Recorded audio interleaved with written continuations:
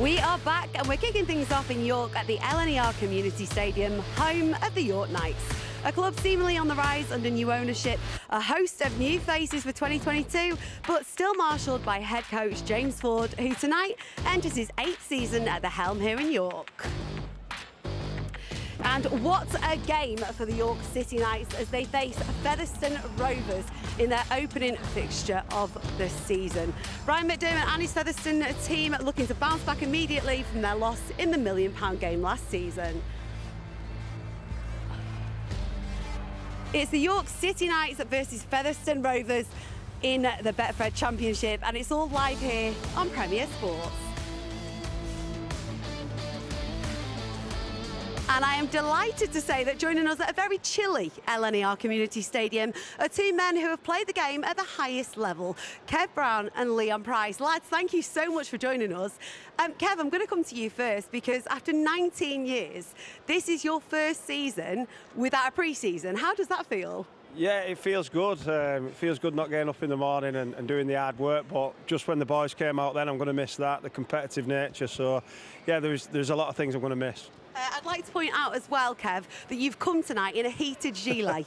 We're roughing it, me and Leon. And you've changed. You two have got gloves on, I haven't got gloves on. I'm absolutely frozen. Leon, we have seen, so many quality signings and additions to a lot of squads. We'll talk about the additions to Featherstone and York later. But for you, what do you make of this championship, the squads so far heading into this game? Yeah, I just think everybody's investing heavily in players that they want to try and push for Super League. I think also you mustn't look past players like Jamie Ellis, Mike Marsh, there's Massa Matongo. There's lots of players out there that you're going to see hopefully looking to play Super League standard. Which makes it very, very exciting. Now, I'm sure if you are tuning in tonight, you're going to be very aware of how the championship works. But if you're new to it, we have 14 sides who all play each other home and away. We have a big party in Leeds in the middle. Looking forward to that in the summer bash, aren't we, lads? Yeah, absolutely, yeah, absolutely. Looking forward to it. Yeah, I can't wait. I want to go and have fun. Yeah, at the right time. Two are going to get relegated. 5 will go through to the playoffs. Then they will play the £1 million game, which decides who gets promoted to Super League. Simple enough, that, isn't it, boys? Really? It is, yeah. So we'll see you get there.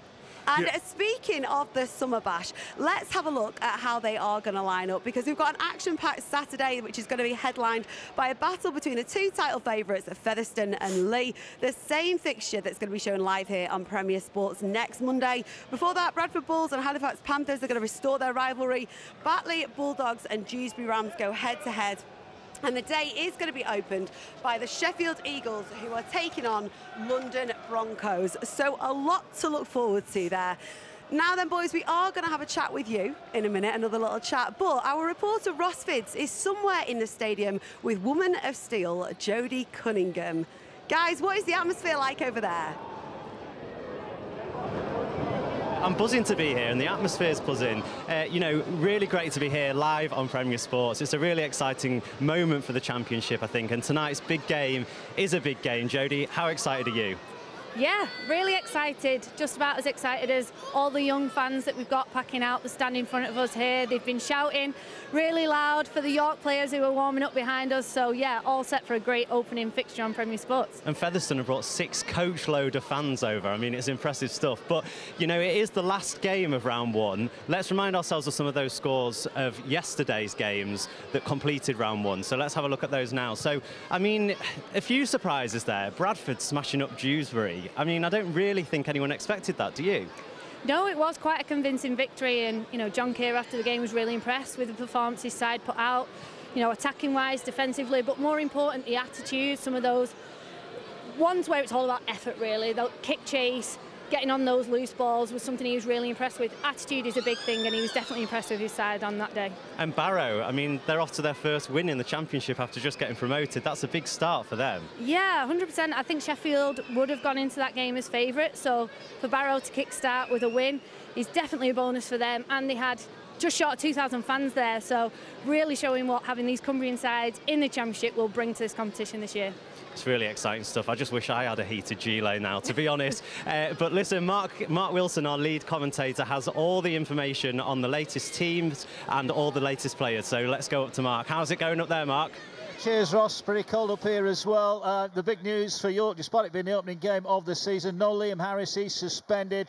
Brendan O'Hagan is out injured. That means it's Matty Marsh and Jamie Ellis at fullback. Big night for the teenager, Miles Harrison. He starts at fullback, just 18 years of age, his 4th appearance for the club. Massimo Tongo makes his debut at prop, and in the pack, it's Clarkson, Kerman and Thompson, an experienced back row trio. For Featherstone, the huge news is no Joey Leilua. He is not in the squad tonight. That means Hardcastle and Hall will start in the centres. Brandon Pickersgill makes his debut at fullback, and it's another Rovers pack full of experience, including the former cast duo Jesse Seni Lafayette and Junior Moores. It's a big night. It's York against Featherstone. Now, we can't let you go anywhere, guys, without getting your predictions for this season. Any dark horses for you, Ross and Jodie? Go on, Jodie, you go first. I don't think you can look too far past Featherstone. I think they've recruited really well. Having Brian Mack there in at head coach, I think they have to be favourites. So sorry to be predictable with my prediction, but yeah, I think Featherstone for me. Well, everyone's going for Featherstone and Lee, so I'm going to go for the Bulls, you know. I think John Keir's going to do a great job this season. Det Patton's playing for them, and I've got a bit of a soft spot for the Bulls, so come on the Bulls. We saw the Bulldogs go well, didn't we, last year? They almost made it to the final game. I think they'll be up there again. I think we'll see an upset. It might not be the big two that everyone's talking about. We'll find out. Mark Wilson, very jealous of that hood. It looks very nice and warm, that. Well, with Featherstone and Lee being two of the heavyweights and a lot of people tipping them to be favourites, that makes next Monday here on Premier Sports, even more exciting. Stay there, don't go anywhere, because next we are going to hear from a man that they like to call Big Mac.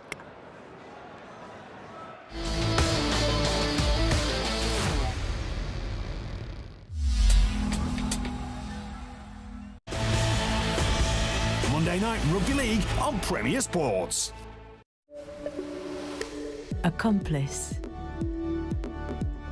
Light-hearted. Carefree.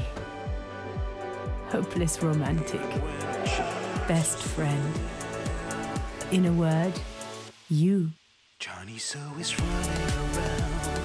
Hybrid by nature. All new Renault Arcana for $249 per month with 0% APR.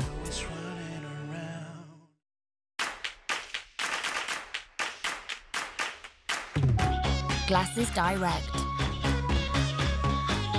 Trusted by over 1 million UK customers. Our qualified opticians check every order. Try the 7-day free home trial and now get 2 pairs from just £15 or 2 designer pairs from £35 with lenses. Get your glassesdirect.co.uk. Sing along with your favourite stars when you try the Roxy TV music app free today. Available on any TV. Stream music videos, music games and karaoke. Try Roxy free today and claim a free karaoke mic. Go to roxy.tv. We've only just begun.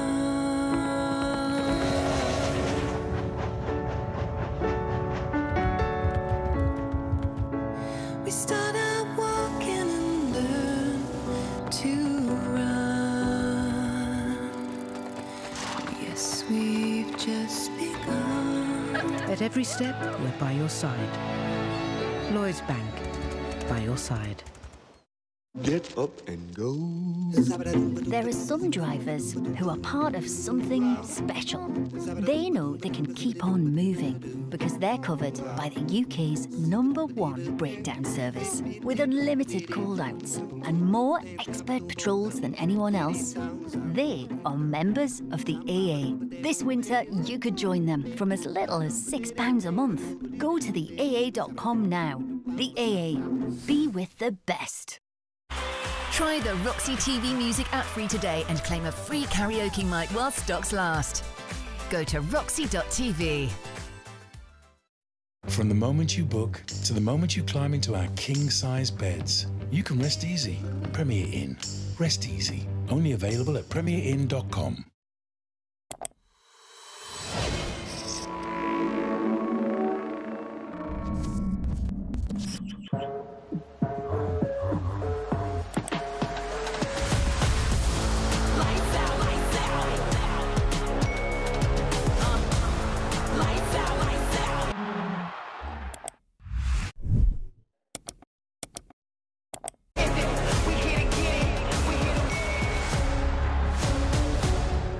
WinBet, featuring live streaming of Irish and UK horse and greyhound racing.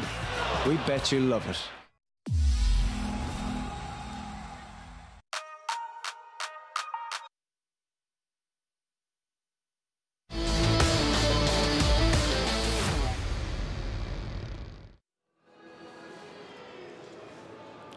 Welcome back to the opening night of our championship coverage here on Premier Sports. We have your Monday nights covered all season long. Next week we feature Featherstone Rovers again when they take on Lee Centurions. Then what better way to spend your Valentine's evening than right here with us as the Bradford Bulls make their debut on Premier Sports. Very romantic that. And on February the 21st is the Dewsbury Rams against the Widnes Vikings. Coverage begins at 7:15 every Monday night. And we promise to hear from all the people that matter here on Premier Sports. No man that matters more tonight than James Ford, who Ross spoke to earlier. James, big game tonight. You're live on Premier Sports. It's round one of the championship and arguably facing the toughest opponents in the league. How are you feeling? Yeah, really excited. Really pleased for the sport itself, the competition. That's getting the exposure that you guys are bringing to it, and the challenge against Featherstone is an immense one, but we'd rather start against a team of that ilk. And Featherstone have made it quite clear that their main goal this season is to get promoted. What are you hoping for out of this season? Good question. We want to continue growing as an organisation. We've come a long way in a very short period of time. Featherstone have been knocking on the door for 20 odd years, and they've really pushed the boat out to try and to go that one step further. And we want to continue growing as a team, as a club, and hopefully we can be there or thereabouts come the end of the season. And you brought in Brett Delaney as assistant. What's it been like? What kind of impact has he had? You need to call him Frog, mate, otherwise you'll be in trouble. And that probably gives you the top and bottom of it. Now, what's he kind of added to the squad, especially in training? He's got a lot of intensity about him as a bloke. He's willing to challenge standards. He wants to hit high standards. He's been around some world-class organisations in Australia and here, and I've really enjoyed working with him. He's not the most polished human being I've ever come across, but I think that goes a long way. I think you need to recruit where you're weak. I think Brett's doing a great job for us. And back to tonight's game, I feel like the focus and the pressure is on Featherstone. Absolutely. Does that open up the game to you to perhaps have a few more chances and play a bit more expansive? The pressure's on Featherstone every week. You can't recruit a coach to Brian McDermott's CV and hide from that and spend the money that they've spent and hide from that. They're there to be shot at, and we're lucky enough to get the first goal to shoot at them. And big crowd tonight. What does it mean to you to have a big York following this season? Yeah, it does. Listen, there'll be a lot of Featherstone fans here as well. They've come across on a Monday, so that's congrats to them, and I'm sure they'll get behind their team. But listen, I was the coach of this team and this club, playing in a field with 200-300 people. So to be at this stadium is fantastic, and 3,500-ish against Castleford, and we're hoping to top that today. I just think the trajectory that the club's on is really exciting. Exactly, it feels like there's a real buzz at the moment at York, and people are really excited about that. Would you agree? Absolutely, yeah. And I think Clint's come in, and we're talking about building over the next 3, 4, 5 years, which is the right thing to do. I think we've all seen rugby league teams and sports teams actually come in and come at it a different way, and it not quite work. So I'm really on board with the messages that and the line that he's pushing, and I'm looking forward to working for the club in the future. Good stuff. Well, go well tonight and good luck. Cheers, mate. Thanks. Right, we're done. Jodie Cunningham, thank you for joining us here. I mean, as for this York side, 2021 Club of the Year, they've gone from strength to strength in terms of the women's team. They have so many exciting things going for them right now, don't they? Yeah, absolutely. And that Club of the Year in 2021 was for what they're doing here with the first team, what they're doing with the women, but then also in the community. I've worked closely with Adam Prentice in the foundation. They do lots of work in disability variants of the game as well, so it's the club going a long way here. It certainly is. And Kev, just how important is it to have someone like James Ford, who knows the club inside out, and he's a stable figure with longevity here? Yeah, I think the continuity is great in any club, but I think the amount of progression that he's had with his team, he's not rushed it. They've not tried to buy a team. They've done it from League One, got into the Championship, and then they nearly won the Cup last year as well, but unfortunately got beat by Featherstone. So he's done a remarkable job, and he's doing it at his own pace. And in terms of the players themselves, this York side, many are saying they're almost dark horses, aren't they, Leon? Yeah, I think so. I think the players that they've signed, the coach that they've got, they're looking very strong, and they should be right up there at the top of the table this season, definitely, without a doubt. And who for you are some of the standout players in this side, Leon? Well, for me, the main player that I'd say is Jamie Ellis. I've seen Jamie at St Helens since he was a young kid, 16, 17 years old, half-back. I think he'll control the game, his kicking game, and there's also Matty Marsh, and he's fast, he's consistently a top try scorer for York. He's the danger man. He's got speed, he's got a kicking game, he's got a good agility, he's got a good footwork, and for me, he's the man to watch tonight alongside Jamie Ellis. How important are characters? Because they're strong characters as well, these two. How important are they? You must have dominant halfbacks. Your halfbacks have got to control the game. They've got to get the forwards around the field, to control the tempo of the game, they can put the ball into touch to give your forwards a rest. Your halfbacks are the people that make the team work, make the team click. Do they have the ability to basically win or lose a game?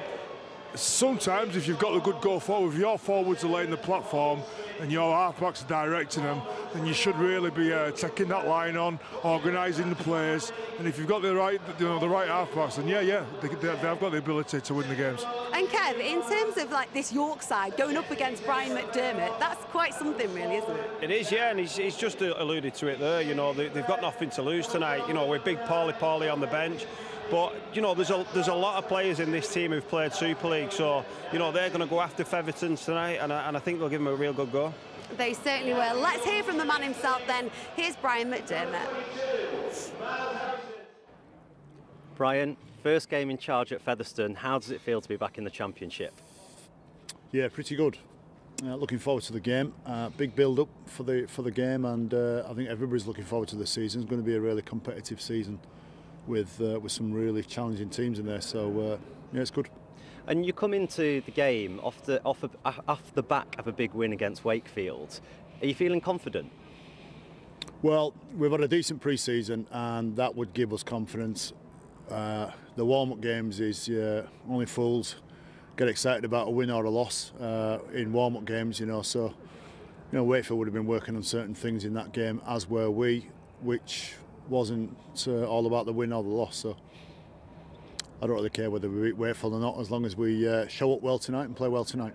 Well, look, I watched your press conference earlier in the week, and the main thing I took away from that is your sole goal this season is to get promotion. Are you worried that that puts pressure on the team and on the fans? No. No, I'm not worried nothing about else. that. No. Well, what are we here for?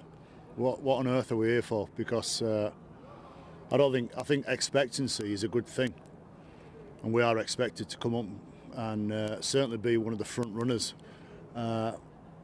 along with Lee, and that's expected with all the resource that get put into the teams and the recruitment from both clubs. There's an expectancy. Pressure is what you fellas try to put on players and coaches, and you know, whatever you lot think is irrelevant. So the expectancy, though, is something that we get excited about, and I'm absolutely expect us to go really well this year. And absolutely, you know, the pressure is on, though. I feel the all eyes are on Featherstone tonight, but what are you expecting from York? You're not going to give it up either. I've just said there's no pressure. There's expectancy. Are you saying there's pressure on you?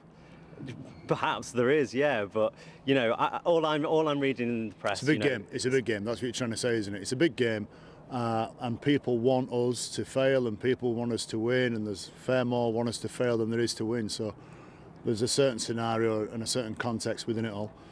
But that's what our team, and that's what we like. That's what we like to do. We like to not fly under the radar, but play in those environments where people expect us to win. It's good. And there's been a lot of big name signings, you know, for you guys at Featherstone. What are you hoping they're going to bring to the mix? Well, I mean, the early stage of the season, what you've got to understand in this competition in this country is like there's about 15 different seasons inside the same season. And tonight it's wet and greasy, and the players who've just come into the country will have to get used to that. Then it'll start drying up in spring, then it'll become sweltering hot because nobody's used to the heat. So we have a 25-degree heat one day and all of a sudden everybody's dying. And then it starts to get wet again at the back end of the year, and then it starts getting really cold towards the back end of the season. And our overseas boys have got to get used to all that, especially the ones that are just in the country and new to it. The club's made some real good signings, really good acquisitions in the off-season. A bit of seniority, a bit of experience, you know, a bit of measure. When everybody else thinks there's pressure on the team, these guys bring calm. Well, look, no pressure tonight. Good luck. Enjoy the occasion. Thank you. Cheers. Thanks. I mean, Leon, he seems like quite an intimidating character, does Brian McDermott. What is he like as a man underneath that? Well, when I was a young boy at Bradford Bulls coming through, a 15-year-old boy, he was one of the senior players there. Make no mistakes about it, he's an absolute maniac, an absolute weirdo. Did you two get on then? But no, seriously, he's a really good guy. I think he comes from the Brian Smith kind of school, Tony Smith school coaching, where they like to play mind games with the media and come across, you know, a little bit defensive. But behind that, he's Super League's most successful coach. I think he's won more trophies than any other coach. So he's obviously doing something right. He's a good guy, he's a good man, and I'm pleased to see him back in the game. Absolutely. And Kev, I mean, it seems appropriate to come to you for this one because Featherstone obviously suffered defeat in the £1 million game. How do you shake off that? How do you come back from that, Kev, as a man with experience? Oh, yeah, I'm still crying myself to sleep about that World Cup. But no, you've got to just, you know, get it out of your mind and get into another game. I think the sooner you can get back and focus on another job in hand, is when you can get it out of your mind. But yeah, bringing that up is right at the front, and I'll never play again, so I can never get that out of my mind now. I'm sorry, Kev, I'm sorry, we love you really. And Jodie, a lot of the talk this week has been consumed by Featherstone and the strength of this squad and the additions that they've made. But when you see the team sheet and you see tonight some of them aren't playing, can you almost look at that and go, this is good, this plays into our favour here? I think you can look at it in two ways, really. Of course, if you're York, you might be glad that some of those new signings, particularly the ones coming over from Australia, aren't playing tonight. But on the other side of it, if you're Featherstone and you put out a great performance tonight, you've only got strength to add to your squad. So it'll be an interesting one. I think for York, it's probably a good sign. And for Featherstone, they can see how they go without them. And despite not having some of them, Kev, you cannot look at that team without seeing quality. Who for you are some of the standout players in this Featherstone side? Yeah, and it's probably, well, obviously Craig Hall, he was the best player in the competition last year. But for me, I've just been watching them warm up. Morgan Smith and Tom Holmes, both having injuries when they were young players, or they'd have probably been, you know, international players. So I played with Morgan and I've played against Tom, as good as any halfbacks I've played against. So Liam mentioned Matty Marsh before. He'll have a job on controlling them as well tonight. He certainly will. And again, it comes back to that kind of, it's the experience in this team that we're seeing, isn't it? Yeah, the experience and the players that aren't playing. You know, they've got imports, they've got, you know, Joey Lelio coming over from the NRL, so there's so much expectation. So whether that's Chisholm missing. Yeah, and you've got Ben Halliwell, who's 18th man, he's a new signing, so there's lots of players missing out. So whether that's a pressure on the field for the players, I'm not sure. Well, lads, I know you've got a job to do on commentary tonight, but I'm not letting you go anywhere without putting you all on the spot and getting your predictions. Kev, you first. Yeah, I can't see past Featherstone. I think it'll be a very close game, but Fev for me. Yeah, I'm not going to sit on the fence. At first I thought it was going to be York, but I'm going to go Fev. Jodie, you agreeing? We're all saying Fev. Clean sweep, I think it's going to be Featherstone, but I think York are going to put up a good fight tonight. I think we're in for a good game. Jodie Cunningham, thank you very much. Leon and Kev, thank you both. I'm going to let you both go. Stay where you are. Kickoff is fast approaching, and we'll be back here in a few minutes. Is that all about it?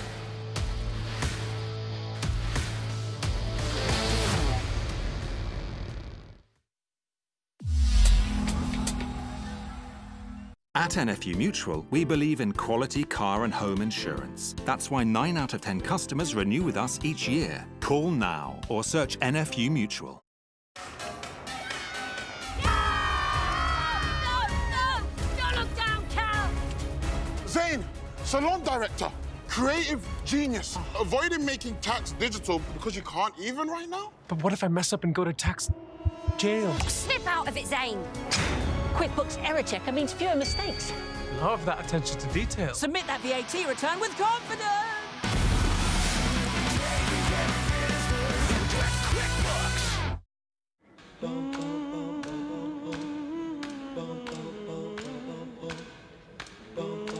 Why is banking more complicated than it needs to be? Set yourself free from your old bank with one that's changing how millions of people spend, save, and manage their money. One app, all your personal, business and children's banking at a tap. Join Starling, winner of Britain's Best Bank 4 years running. Introducing Roxy's new free TV music app. Unlimited music videos with 70 million music releases. Search the latest and the greatest from every genre and decade. Plus hundreds of exclusive music channels for you to sit back and enjoy. Plus music games and even karaoke. Try Roxy Premium and get a free Roxy karaoke mic. Get Roxy free. See roxy.tv or on Sky Q. Get Roxy free on the apps round now. You won't catch me buying a new car. Before you know it, you've outgrown it and you want all the latest tech. Nah, I'm a lease man, me. Lease a brand new car from Zen Auto with flexible pricing tailored to your budget. Then after 3 years, you can change it for something new. What are you doing? Well, them. Not my real family, actors. Want a new car you can change at the speed of life? Don't buy it, Zen it. Search Zen Auto.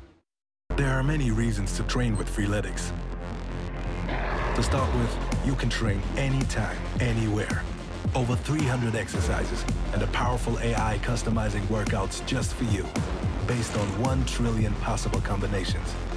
1 trillion is a lot, but no reason beats this. And this. It works. Or it wouldn't be Europe's #1 fitness app, Freeletics. Download now.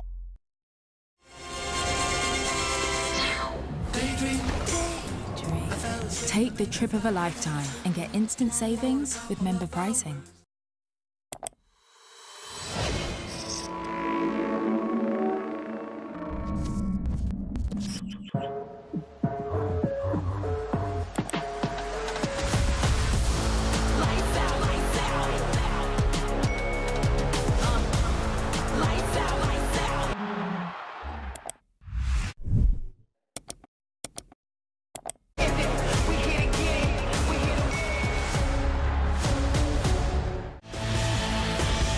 Monday Night Rugby League on Premier Sports.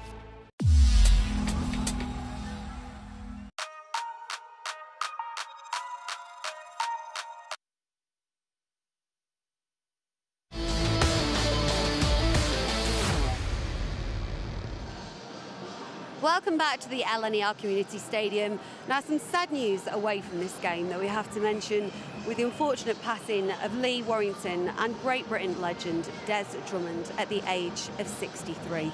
Now, Des won the league with Lee, the Regal Cup with Warrington, and represented Great Britain 24 times.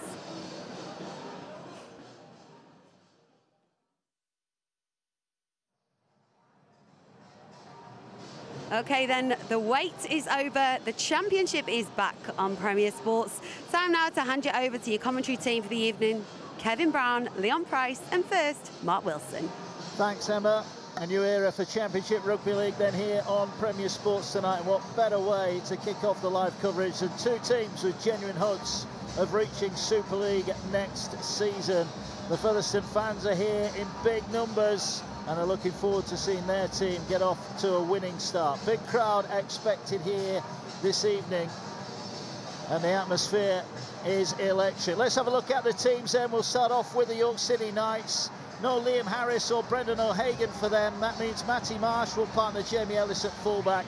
Huge night for Miles Harrison, 18 years old, the fullback, makes his 4th appearance for the club. James Glover makes his 100th career appearance, and it's a strong-looking back row with Clarkson, Kerman and Thompson partnering up. What about Featherstone then? Well, the big news for them is no Joey Leilua. He is not in the starting 17 tonight. Craig Kopchak is injured. Chisholm and Jack's not yet ready. Brandon Pickersgill will make his 5th debut at fullback. It's Morgan Smith and Tom Holmes at halfback, while Senny Lafayette, Moores and Bussey make a combative back row for Featherstone. It should be a cracker. 2 packs keen to go at it here tonight. There is Brian McDermott. We heard from him earlier. I'm sure he'll be having a word with Leon Price as well during the week, Leon. Absolutely no problem at all. I'm not scared of getting a few boom from Boom Macca. Oh, here come Featherstone then, in their blue strip. Brian McDermott, Kevin said before the game, it's all about pressure for him. He's not bothered. He expects pressure, and there is expectation on this Featherstone team. I think everything he said was very calculated before. I know he came across as a bit abrupt, but I think he's trying his best to take the pressure off this Featherstone side, because there is a large amount of pressure building with the lads not only on the field but sat in the stands waiting to take a spot. And York looking to get off to a flying start here as the pyrotechnics go off in the background, Leon. James Ford said before the game they're looking forward to the challenge that Featherstone will bring. Yeah, I think last year, James Ford, if he's honest, will be really disappointed with their season. I think they're a team that have progressed season by season, year by year. But last year, I think they were pretty disappointing, so I'm looking for a big impact off them in this game. So a minute's applause then here in respect of Des Drummond, who passed away.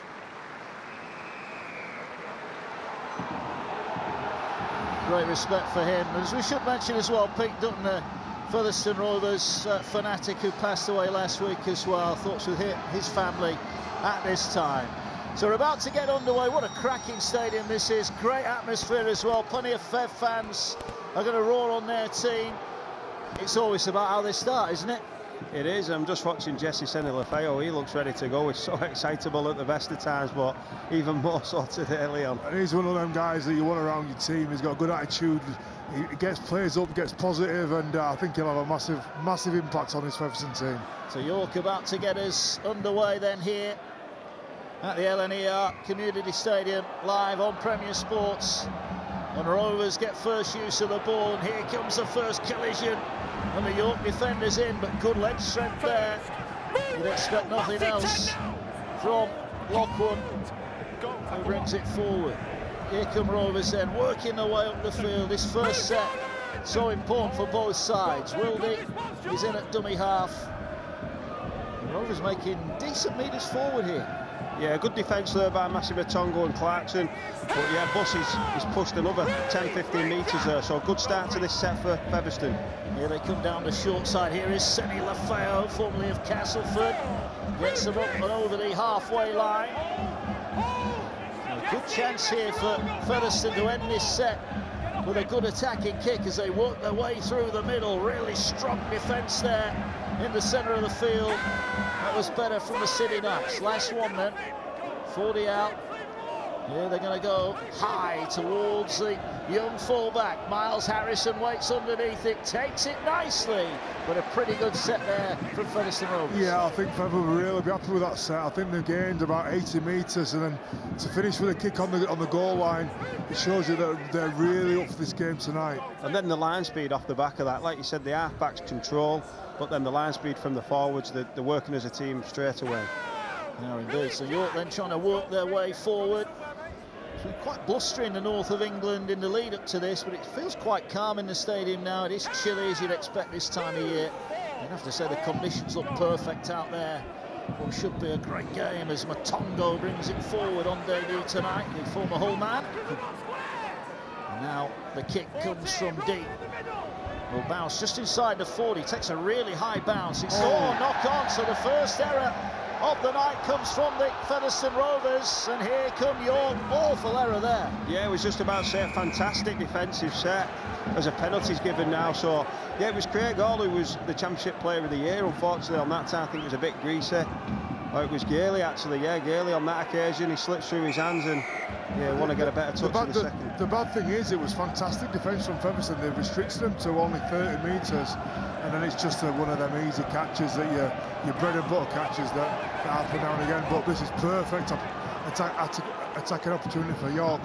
It is Jamie Ellis with a kick to touch. They'll start 20 away here, driving it forward. It's taken forward by Ronan Michael, the Huddersfield Giants youngster is on loan here for the season. Jubb has the ball, gets it away to Ellis. Ellis now goes out the back, ball dropped back on the angle.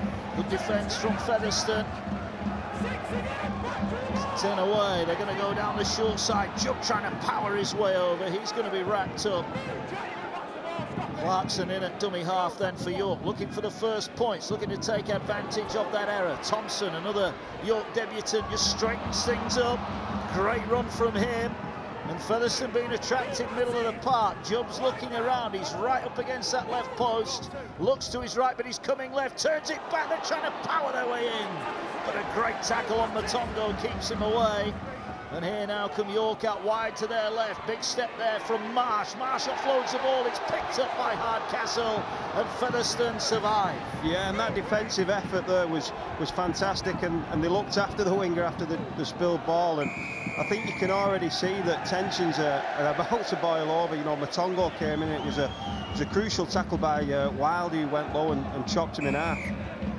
Did indeed. Penalty now for Featherstone. Is this going to find touch? Just about. Almost bit off more than they could chew there as we saw that turnover from York. And now it's Featherstone with a good kick downfield, looking to drive in. Here's Sonny Lefeu. Gets it across now. They're moving it across the back line now. Junior Moores rumbles inside the 30. Tom Holmes is in at dummy half.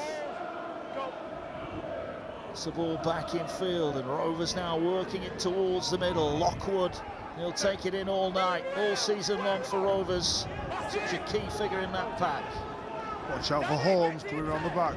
Well, here now the ball is coming across to this near side, and the tackle is made, and the referee has just pulled that back. It looked like there was a hit off the ball there.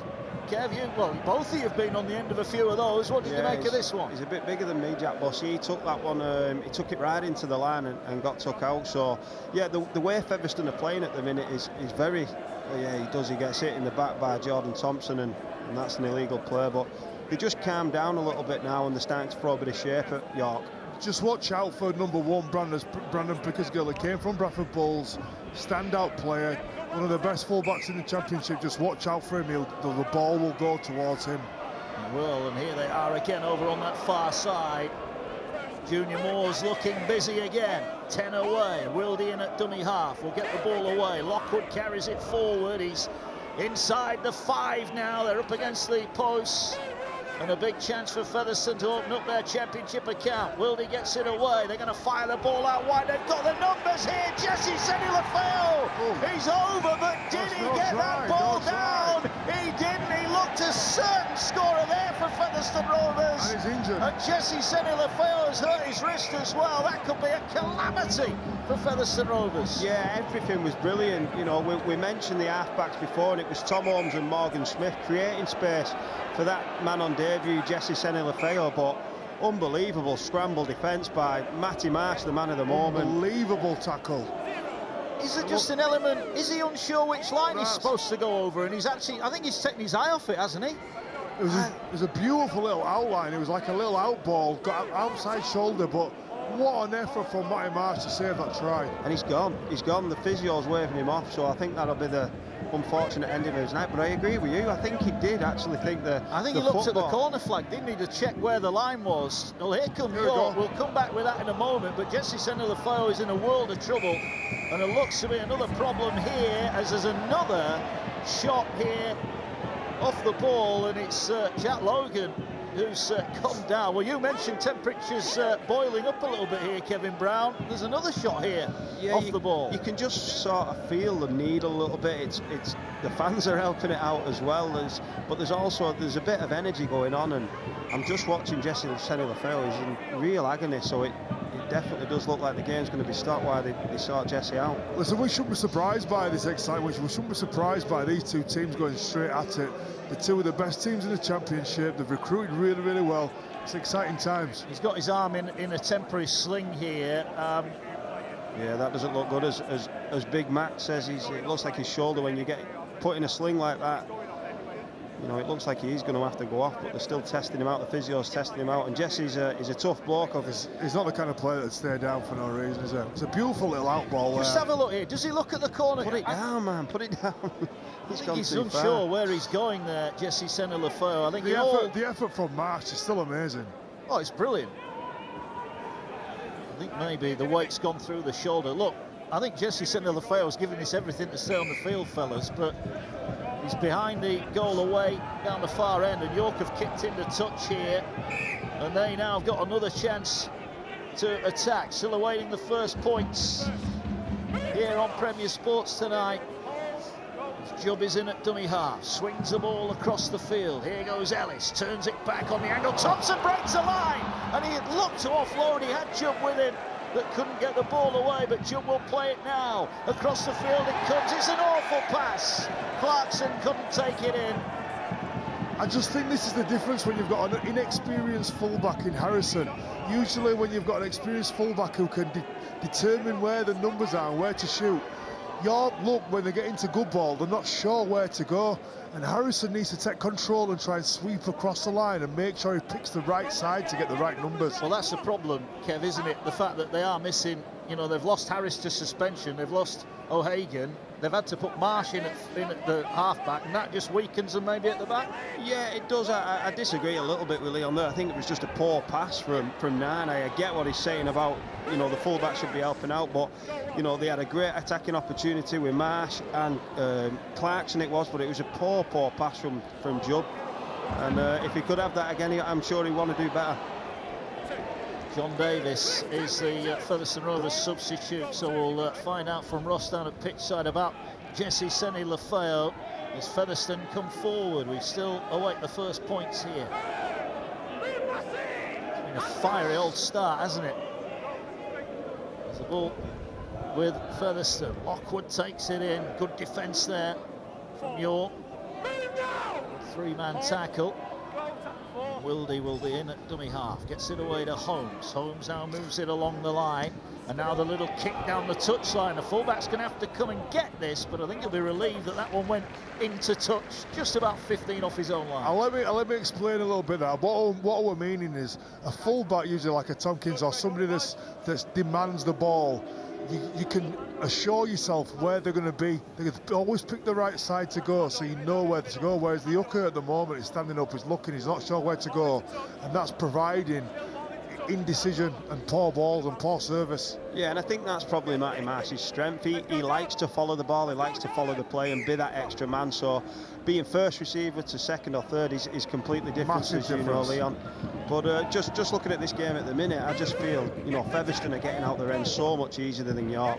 They are indeed, as York working their way forward.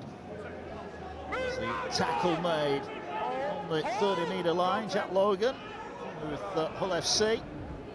The ball forward, and Rovers pack are getting stuck in here, middle of the park. Cooper in with a tackle, as was Bussey, as now they're going to look to put boot to ball. A low kick, trying to turn around. This could be a possible 40-20 kick, and that last bounce, they just have taken it away. Oh, I tell you what, that was close. How many times do the touch just do that to the arse? just one side, but you could flip a coin there. I think, you know, the skill, it was so close. And they're having to kick early because Featherstone defence is so strong, so aggressive. The line speed so fast that York are having to kick early. And interesting, they've kicked twice over on that far side. If we're not happy with the state of the play of the ball here, we'll go away and play it again as Rovers bring it forward. Michael making good work inside with Thompson. And Rovers do here. Keep it short and just work it forward. I think they sense as well they're getting a little bit on top this Featherstone pack. Yeah, they're rolling them through the middle, but then they've got that lovely variation, that Brian McDermott style where they like an offload, they like to play, and they like to play wide. And we saw in that last set the variation in the kicking game came from Davis. So they're really challenging the middle, but there's a lot of options out wide as well. Yeah, Wildy with a quick play of the ball there. Ball taken forward. Tackle eventually made there on Bussey, and now forward they go again inside the 30. So Featherstone here on the last one. They're going to go to that left-hand side. Holmes stands up the kick. Pressure on the winger far side. That's well dealt with in the end. And York, I think, will be quite happy with the way they hung on to that kick at the end. Yeah, absolutely. It's a good, great catch from Brown. But here we go. They're going to see the line speed from Featherstone, and this is where the pressure's caused, by the line speed and commitment in defence from Featherstone. These are the tough carries. These are when you boys used to just hand it off to the big fellas. I just stand that away. I said, you kept me forward, boys. Well, they're working their way forward slowly. They're trying to move out wide here, looking to attack on the edges as Smith makes a tackle. He did sign for York last year, but he injured his ACL. Never actually pulled on a shirt, did he, in first team action? But look where they've got to. I mean, they've only just got to the over 20-metre mark.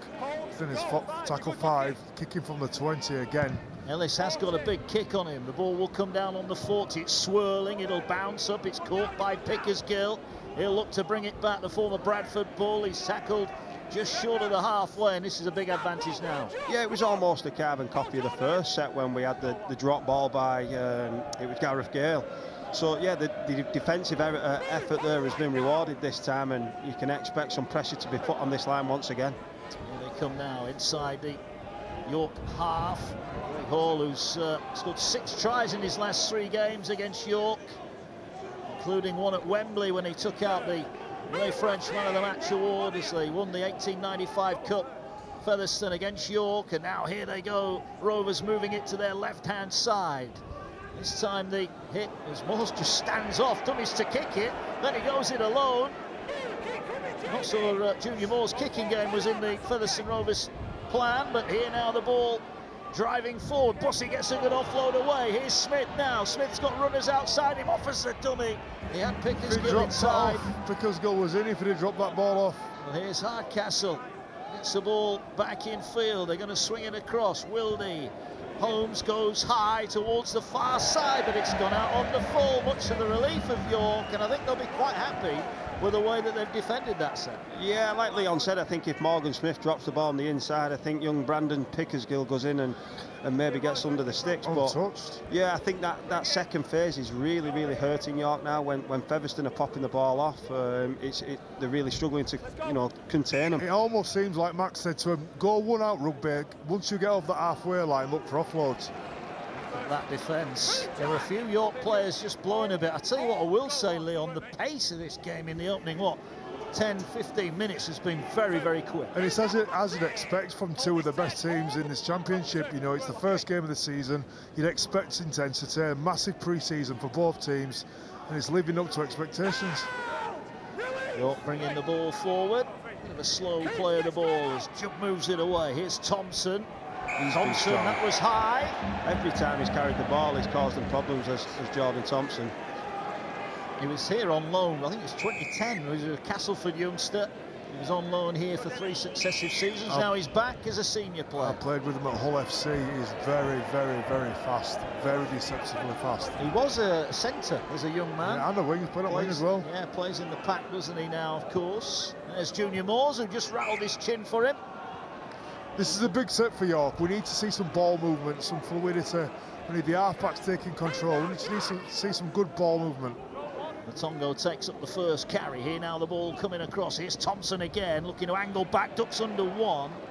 Thought about offloading it on the floor there as the tackle eventually is made. Jubb jumps out at dummy half, pops it up here, taken forward by Danny Kermond. His 18th season as a professional. He's 10 metres away. They want to play 6 again called here, so the York fans react to that. Ball moves across the back. Here's Harrison, gets the pass away. No, he doesn't. Tackle just a few metres out. Clarkson now has it. Such a key player for the Knights. Moves it to Matongo. Matongo straightens things up. I guess it's quite hard here when you get a 6 again. You've almost got to rethink your plan on the runners. There's an early kick here, and that's a poor kick from Jubb. And I'll come back to you two. Used to being there pulling the strings of that. When you get a 6 again, you're almost halfway through your set. I guess it's panic. What do we do now? What do we do now? Yeah, and they got that 6 again, and they had a lovely shift set up. And Leon mentioned Miles Harrison in the last set, so I was watching him quite closely, and he was in a great spot. But Jamie Ellis, he passed to Marsh. Marsh went down, and it looked like they were being patient, but then just lost the patience and went for the kick on play 3. Craig Hall making a run. Match winner here last season when he was on the end of a drop goal charge down the race, 70 metres to score. Now Featherstone have got a penalty. You wanted a little bit of ball movement, Leon. Did York do enough? It's like a double whammy, innit? You keep the ball on play 3, then you give a penalty away on the halfway line. It's just like, it's a double whammy. It's the worst thing you can get, but this gives Featherstone now a real good opportunity here. I'll tell you what, they made good meters off that kick. It was Joe Brown who was deemed to have stolen the ball in the tackle, as here come Featherstone now, driving it forward. Cooper tackled. Watch out for Pickersgill looking left. Well, they're going left now, and here is Holmes. Holmes a little pirouette, turns and spins back, looking to catch defenders asleep. He's still going, he's wrapped up about 5 metres out. York being asked questions again here. Can Rovers open up their account? Ball played short, they're trying to power their way over, but the defence there, led by Matongo and Jubb on their own line, was good enough. But have Rovers got the numbers on the edge? They're moving it to the left-hand side. Here's Big Junior Moores looking to flick the ball out. 3 of them bringing down. Brilliant defence in the end from York, but they're hanging on a little bit here, the Knights. Ball swings back across the middle. Bossy gets it away. Now it's with Smith. Smith goes out the back. Here's a chance, and this time the fullback is wrapped up, and this is the last one, so this is been a good stand so far as Hardcastle flicks it away. Here's Luke Briscoe. He can't get it away, and you have to credit there the York defence. Listen, we've talked about Featherstone for most of this game and how well they've been defending, but York have been fantastic. To defend a line like they have done now on 3, 4, 5 occasions and not let Featherstone over, they've been fantastic. Massive commitment. Yeah, and that's where that frustration can start to come in when you're expected to win and expected to score quite easily, and quite often when you get down there, when you're up against this resilience, it can start thinking, you know, do we have to change our game plan, or are we going to stick with what Max says? Paulie is about to come on for York on the far side. They need some size in the middle, but this game at the moment has been played largely in York's half, and they need some go forward. He's on the big fella. Massive Matongo's made way. I played with Paulie last year, and this is the perfect time to bring him on. You want him on when your team's got the ball, and you want him on when, you know, the game's wide open. So I'm sure Paulie will take a carry in this next couple of sets as he goes. Oh, that pass looked forward. That was the last tackle, and that was disappointing for York. They made a nice little play. They got Danny Kerman through a gap, and it's almost just put them off their last play option. Yeah, the problem is they can't get out of yardage. They're really struggling to get a foothold out of yardage, and that means they're making plays up on last play.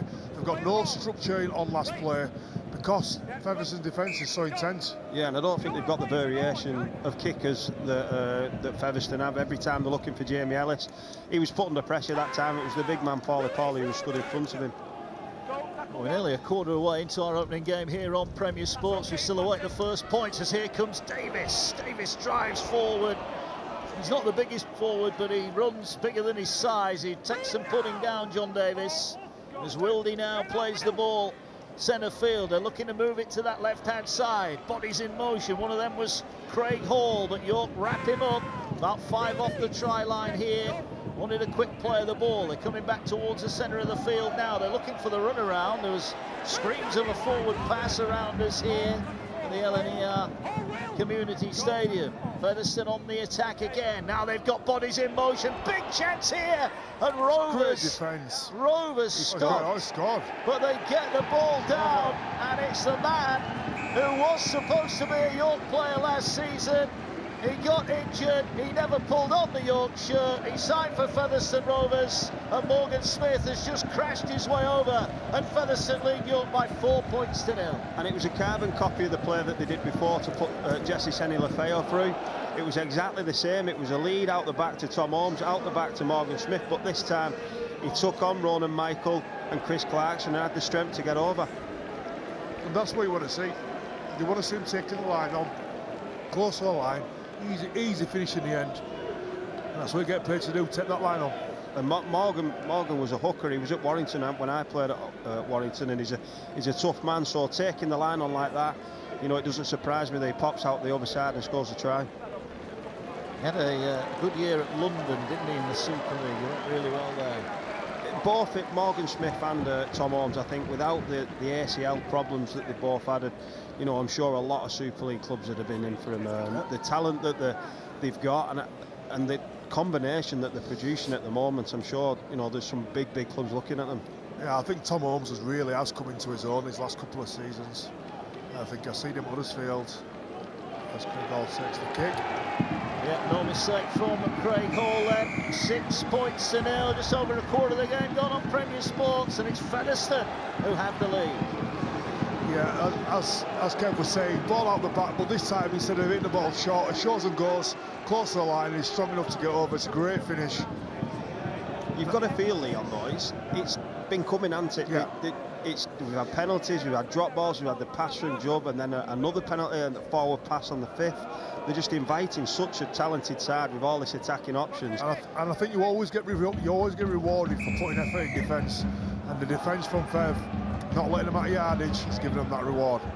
And it's worth mentioning as well, as Featherstone bring back the kick-off, Riley Jacks, Dane Chisholm got to come back in this team. The half-backs tonight, they're playing for the places already, Ken. Yeah, they are. They're playing for the places already. But it's frightening when you start adding Joey Leilua and Matthew as well. It's scary for all the other teams in the Championship. The game's speeding up now. The game's speeding up.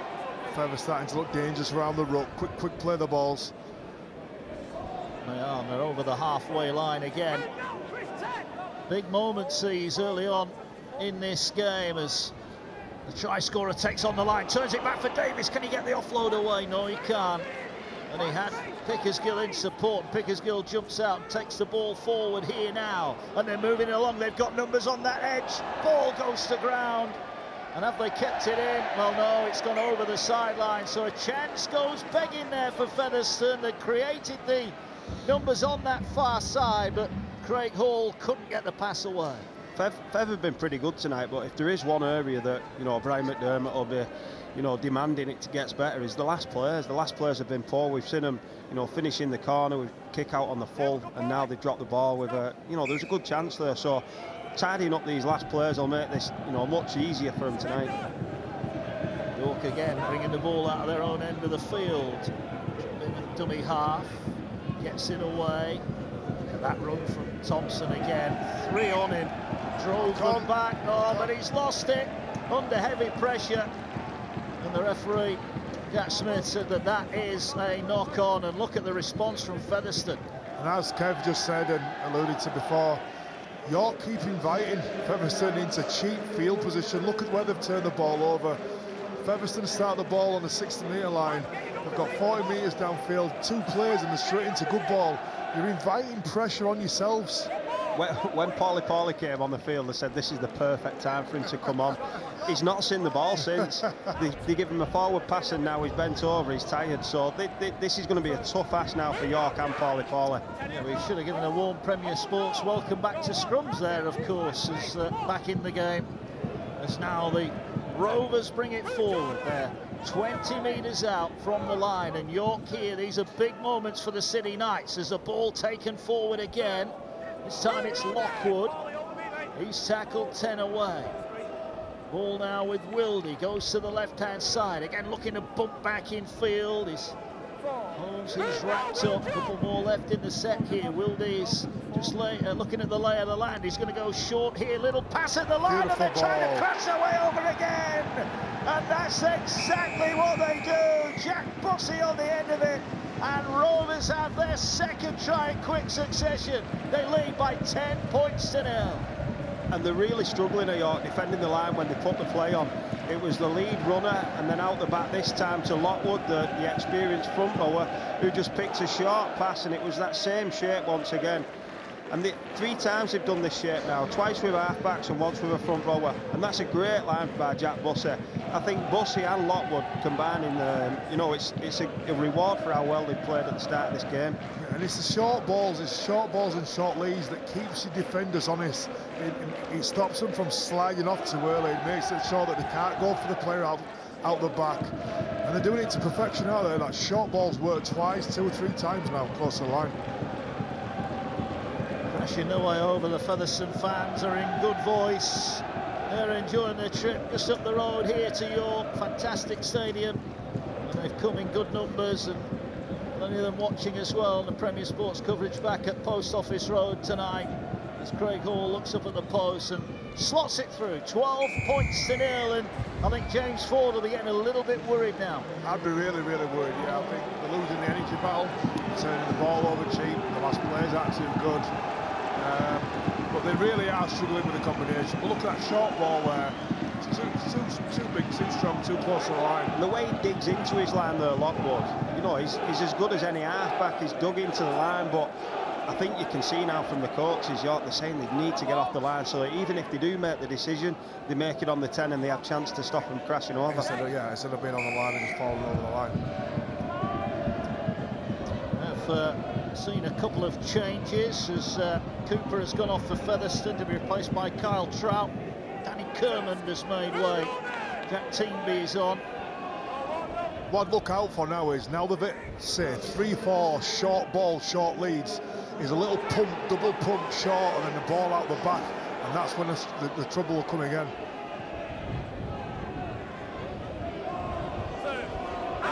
Rovers up to the 40-metre line again as they look to work their way downfield. Here's the try scorer. Bussy. He's like a bus, isn't he? He is. He's busy. He's hard to handle. He's on time a lot though. Goes Lockwood. Good old-fashioned prop forward now, isn't he? Lockwood gets it done. No messing about. Holmes is going to go high. Tessa over on the far side for Joe Brown. This could be going out on the full. Second time tonight that Tom Holmes has knocked that one out on the full. Yeah, we mentioned it before that the last players is the area. I think they've been, you know, pretty good, you know, everywhere else apart from that last player. Defensively been fantastic. Attack-wise, as Leon says, there's a lot of variation, but yeah, just them last players with the left footer there, that's the second occasion it's gone out on the full. So a little bit of respite for York. They trail here by 12 points to nil. 12 minutes to go in this first half. It's a ball now driving over the halfway. They could do with scoring the next points here. In at dummy half is Chris Brinning, who's just come on. Ball moves out to Paulie. Now we see him with ball in hand, but Featherstone are all over him. They're all over him and they slam him into the ground. That's great defence. Yeah, he won't like that. I've only seen one person do that to him before, and that was Big Ben Murdoch-Masilla, so you know, you could see he was fatigued, but this is better shape, moving the ball. It is. Here's Logan on the end of the Miles Harrison pass. 30 away here, York. Now they're going to go back centre field. Here's Clarkson. Clarkson goes in alone. He's tackled just over the 30-metre line. This is the last one. They need a good kick. Which way are they going to go? They're going to go over across to Gale. Put him under pressure. There could be a challenge for the ball. It's taken by York. Can they get it over the line? It's knocked back and it's touchdown. And York City Knights have got the try. Well, they went high and Joe Brown came up with a ball and York were quickest to react. They needed to score next and they have scored next. And Leon pointed this man out, the kicker of the ball, Jamie Ellis, before the game. And I think that's the difference between these two at the minute, the kicking games. You know, Featherstone have been by far the better team, but great kick there by Jamie Ellis and a fantastic chase. I think he offloads it on the floor, does Brown. Great footwork, and I'm sure that's a try. Well, it's James Glover's 100th career appearance. What a way to celebrate it. He was first to react. Don't underestimate the work of Joe Brown there. This kid is quality. He comes from the Wigan Academy. He also played at Bradford Bulls last year. This kid is in England. I think it was in England Academy International. He has got real quality, and that was a fantastic play to get up high, catch the ball, offload it for the try. He has got a lot of quality. Leo, when you're winning a game and you're expected to win it, and then a team comes back at you, I think for me as an ex-player, it was one of the hardest things about rugby when someone's clawing back at you at home when the fans start coming. So I think this game could spin on its head from that one piece of play by your man Jamie Ellis. Absolutely. Let's look at this kick, yeah. It goes over. Absolutely, and I think at this point in time, I think Mac could be looking forward to getting him in, and I think it all comes from last players. I think Featherstone's last players have been poor. We've seen one good last player, Brown with the offload, little kick forward, and it's the first to react. Did he get that now? Did he get it now? Well, touch and go, no video referee, of course, but credit the football skills there from Glover. Dribbled it over, but sometimes, like you said, games can change on one incident. And the try is given, and it's 12-6 now to Featherstone. Just what York needed. Now this set here is massive. This is massive. They don't have to score, they just have to get anywhere near around halfway and get a good kick in. You know, they've shown how good they are kicking wise with Jamie Ellis, but they need to lay a platform for him, because at the minute he's been kicking outside of his own 30 or 40. Callum Field come on for Lockwood, goes for a breather. As here now come the City Knights again. Paulie Paul tries to bump off Holmes. But they're all over him. They bring him down. Moores against Paulie. That's some matchup, isn't it? Junior Moores looks tiny. He's a monster. Sometimes you've just got to sacrifice that play for, like play for here now. Sacrifice this play to make sure you get a good kick away. Don't try and overplay. Sacrifice a play and get a good kick away. That gives you a good start to your set. They're on the halfway line here, and Ellis is going to go, and again they go towards that far side of the ground. This time Pickersgill is across. He turns it back for Gale. Not had the most productive night. Gareth Gale, he scored 2 great tries here last season for Featherstone, and that's a good run as well. And he's got Rovers now back on the front foot as they're almost 30 off their own line, but it has just acted as a little bit of a punch on the nose for Rovers. But York here, Cardinal Sid. Job 1 was done. Jamie Ellis did what we said they needed to do. He put the kick in the corner. You know, Gale came back and carried it strong. Then it was backed up again, and unfortunately they've invited Featherstone back on the line. So this is a massive test now for York, and they need to hold them out. Yeah, they do. Again, another great touch finder. We've got about 7.5 minutes to go in the first half. 12-6. Featherstone Rovers lead. All driven forward by Rovers up the middle. Clarkson and Stock involved. Stock just come on off the bench as they bring down Field, a former Wigan youngster. And now they're looking to move it to that left edge again. Pickersgill is wrapped up, got a shot out of the line. Didn't quite get all of him, but just enough. All now with Wildy. Here now is Trout. Over 200 appearances. Expect that play again. The levels. They're setting up for it. Wildy is pointing left, but they're coming right again. We've seen this before. Ball goes out the back, short pass. They're trying to power their way over Rovers again. The referee's right on the spot. Brilliant positioning from the official. They needed to do what Leon said. Kev. We saw it. Yeah. Leon said, dummy shot and go out the back. That's why he was a great. So, yeah, I think Morgan Smith, but they've got him every time, haven't they? It looks so dangerous when they do that play. It's all time well. It's the same shape. It's the same shape every time, just with different variations. If they go short or out the back.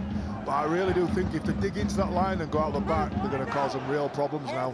Field tackle. Wildy looks up. Last one. They're going to go now to that left-hand side again. Here now is Holmes, and he'll grub a kick. How will it bounce? It bounces for York, and the chase is colossal. Tackle.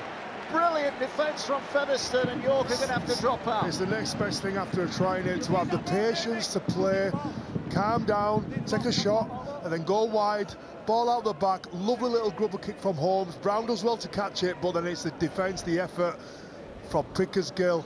Tom Holmes who kicked the ball, that's fantastic. Tom Holmes as well, what a kick and chase. The yeah, we were pretty good critical, weren't we? Critical with Ford on his kick, but that was fantastic. So another set, and this is where points normally come after a repeat.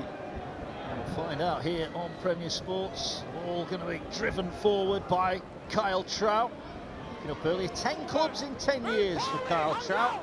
Was at Hull Kingston Rovers in the Super League recently as well, so he's got plenty of top flight experience. I've just got a feeling that Pickersgill's going to go over here. I'm watching out for him. I've just got a feeling, same shape. That's because he's from Bradford. Yeah, I've just got a feeling. Here now the ball taken forward by Bussey then. So Featherstone on the front foot. Back-to-back sets for them. Look at him still going here. 5 away. 3 tackles left in the bank. They're coming near to Smith. Turns it back on the inside. It could be a try. Is it missed up? Mystic Leon Price. Mystic Price. Well, almost. He's held up. Almost. No, he's got no idea. He's got no idea. Well, I nearly called it. He's going to play the ball, and now they're coming back short side, but Wildy, I think, caught his teammates by surprise, so they'll go back to Holmes now. Holmes gets it away. This is the last one. They need to get it away, Featherstone, and they're now trying to power their way over. And again, the Featherstone fans down the other end thought that was a try. You can see why, but York defence hanging on. Yeah, you talk about turning points. There's been a few, haven't there? You know, that defence there. Matty Marsh was involved again. He was obviously involved in the first play of the game where Jesse Seni Lefeo went over and he dislodged the ball. So fantastic defence. So many desperate lads. I'm just absolutely devastated. I made a big call and he nearly scored. It didn't come off. Leon, it's a long season, my friend. I'm sure at some point. What do they say? Even a stop clock's right twice a day, my friend. The blind squirrel finds the odd nut. Your time will come. Here come York. It is 12-6. We've got just under 4 to go to the break. I think if you offered James Ford 12-6 at the break, he would chop your hand off for that. I'd take it 10 times out of 10. Yeah, the way the game's gone, I think, you know, you wouldn't go against 12 or 18-point lead for Featherstone. Oh, kick charge down. It was played at. So they're going to get another set here. And that's always the gamble, isn't it, fellas? When you charge a kick down, if you don't get it right, you risk losing the ball. Yeah, charge it down. He's put his arms up and his foot out, so he's had a genuine play at that. Cardinal sin. Yeah, from the coaches. From coaches saying, look, attack the hips, attack the hips, don't go for the ball. That way you can't get it back to one. Yeah. I have had a coach who told us to attack the ball. And it worked for us in a World Club Challenge, but, you know, more often than not, it does result in a turnover like that. Did you win the World Club Challenge? We won that one, yeah. Did you? You better tell Emma about that one. Ball now coming down the short side. Here they go. Fullbacks into the line. Fires the pass out wide. Running out of room. Great offload. Brilliant from York. They're still going. Logan on the end of it. That was mesmerising skill on the near side. It was Will Oakes. And a 6 again here. Huge chance now for York.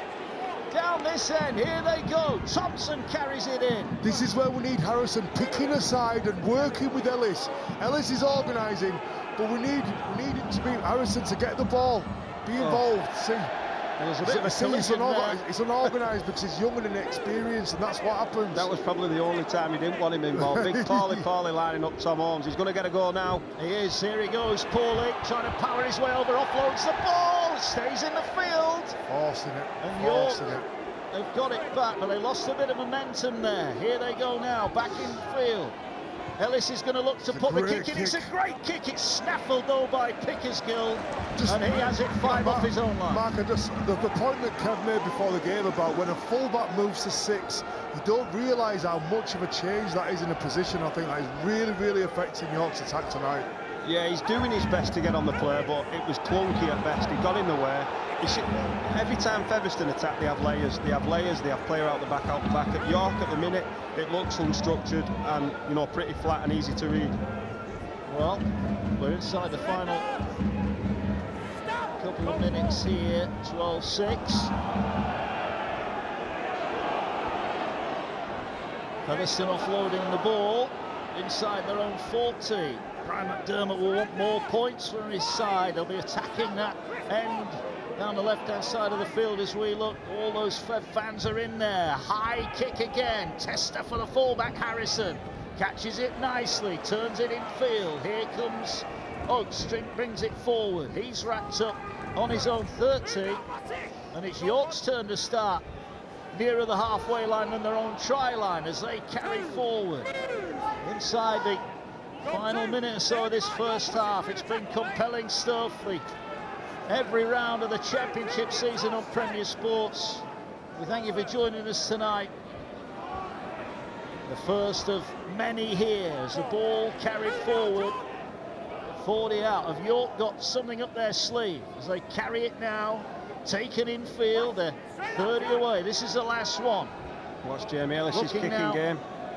Here he goes, he's going high again towards Gale. Brown's after it. This time Gale has spilled it. A chance here for York. Paulie now comes up with it, wrestling them off. They attack Gareth Gale, but time beats York. Almost coming up with a try at the end, but that tactic, attacking Gareth Gale, is coming off. Yeah, and I think they'll be going back there in the second half. And what I will say about Gareth Gale, though, he's defending great against Paulie. He's hit him a couple of times. And, you know, he's a big man and he's put him on his back. So, yeah, he's been a bit, you know, deceptive under the high ball, but, you know, his defence has been good. It has indeed. What an end to the first half then, as the teams trudge off here. There's Jack Teamby, who came on for the York City Knights. But Rovers were in front. Took 20 minutes for the first try of the Premier Sports season. Morgan Smith against his former club crashed over. Then Jack Bussey went over. That was 12 points to 0. But the Knights have got hope. James Glover's try on his 100th appearance means at half-time this one is in the balance. Second half to come. It's York City Knights 6, Featherstone Rovers 12.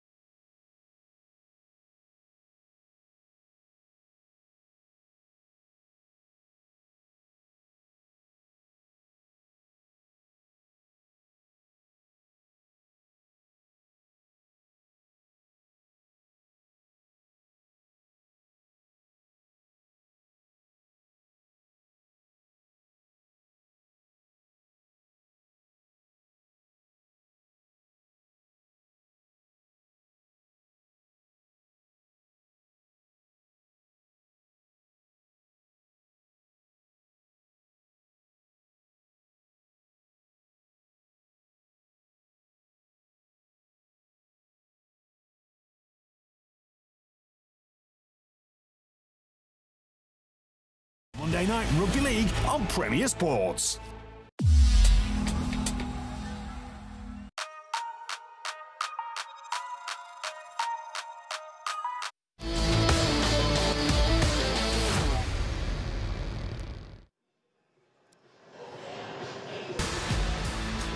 There's live gold action this week on our sister channel, Free Sports. The Saudi International begins on Thursday, playing for the total purse of $5 million. Stars such as Bryson DeChambeau, Phil Mickelson, Sergio Garcia, Graham McDowell, Shane Lowry, and defending champion Dustin Johnson. Kev, Leon and Jodie, thank you for joining us. Very chilly here, I must say. Hats off to you boys for sticking it out on comms up there. Kev's just turned his jacket down. He's absolutely boiling. Under there, are you? It must be hard for you, that. Kev, just initial thoughts on that first half. Yeah, I thought York did really well to hang in the game. I thought everything went against them, but the desperation from Matty Marsh right here, where we stood, saved the try, and then right at the end of the half again. If it was 24-0, I don't think you could argue. So at 12-6, I think they've got to be happy. Kev's right there, isn't he, Leon? Because there were moments where you were kind of getting worried for York there. Oh, really worried, but I think for me, out of the two coaches going in at half-time, I've been much happier being James Ford. I think they've really rattled Fev. I think Brian Mack will be having a massive word with his players. The last players have been pretty poor. Their attacking shape's really, really well, but you've got to put that attacking shape into points. What will Brian be saying, do you think? I think he'll just say, just complete our sets again. Keep putting the ball in goal, stay patient, don't get too excited. Sometimes you start going away from the game plan. I think they've kicked the ball into touch 3 times. It's too much. Stay calm, stay patient, put the ball in goal, build pressure. But Jodie, it does still look like Featherstone could definitely go on and win this, doesn't it? Yeah, absolutely. Just like Leon said, I think it's just getting those little things right and starting to complete. They've struggled a little bit, I think, in backfield. The back three, Gareth Gale, particularly on that left wing, has struggled under some of the high balls. So I think if you start completing, cut out some of those errors, I'm sure the points will come. Let's have a look at those first 20 minutes, because as we heard you talking about in commentary, lads, they did a great job, York, didn't they, of keeping Featherstone out, really, for those first 20 minutes, Kev? They did. Featherstone's yardage was fantastic, and the play from Holmes and Morgan Smith they kept coming to this right edge with that out the back play, and at first they were shutting it down and they kept going back there, and forcing them to do plays like this with Tom Briscoe in the corner. So yeah, what Leon said before about the end of sets is so important, because I think they are losing a little bit of patience because they are favourites. I think they're trying to score on every play. But 21 minutes in, Smith finally got them over the line, didn't they, Leon? Yeah, it's a great play, and like Kev was saying, the ball's going out. Like you should have seen, the ball was going out the back.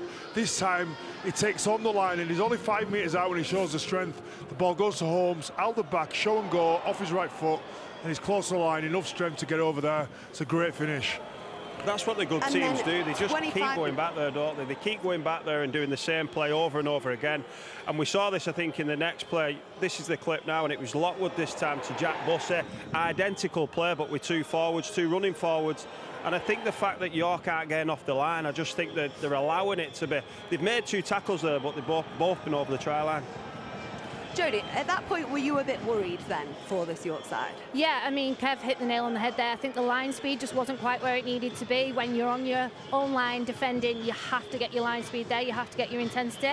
I think they stepped up once they got over the line and got that try. They seemed to get a lot of energy from that, and the line speed did improve, and we started to see them get up, get in the faces, and actually held Featherstone up 2 times. If you get off your line, if you start on your goal line and you get to 10 metres, at least if you make the tackle, you're not falling over the try line and giving a try away. So they need to get to the 10-yard line, and then make a decision, rather than making 2 or 3 steps, making the tackle and falling over the line. And it's a try.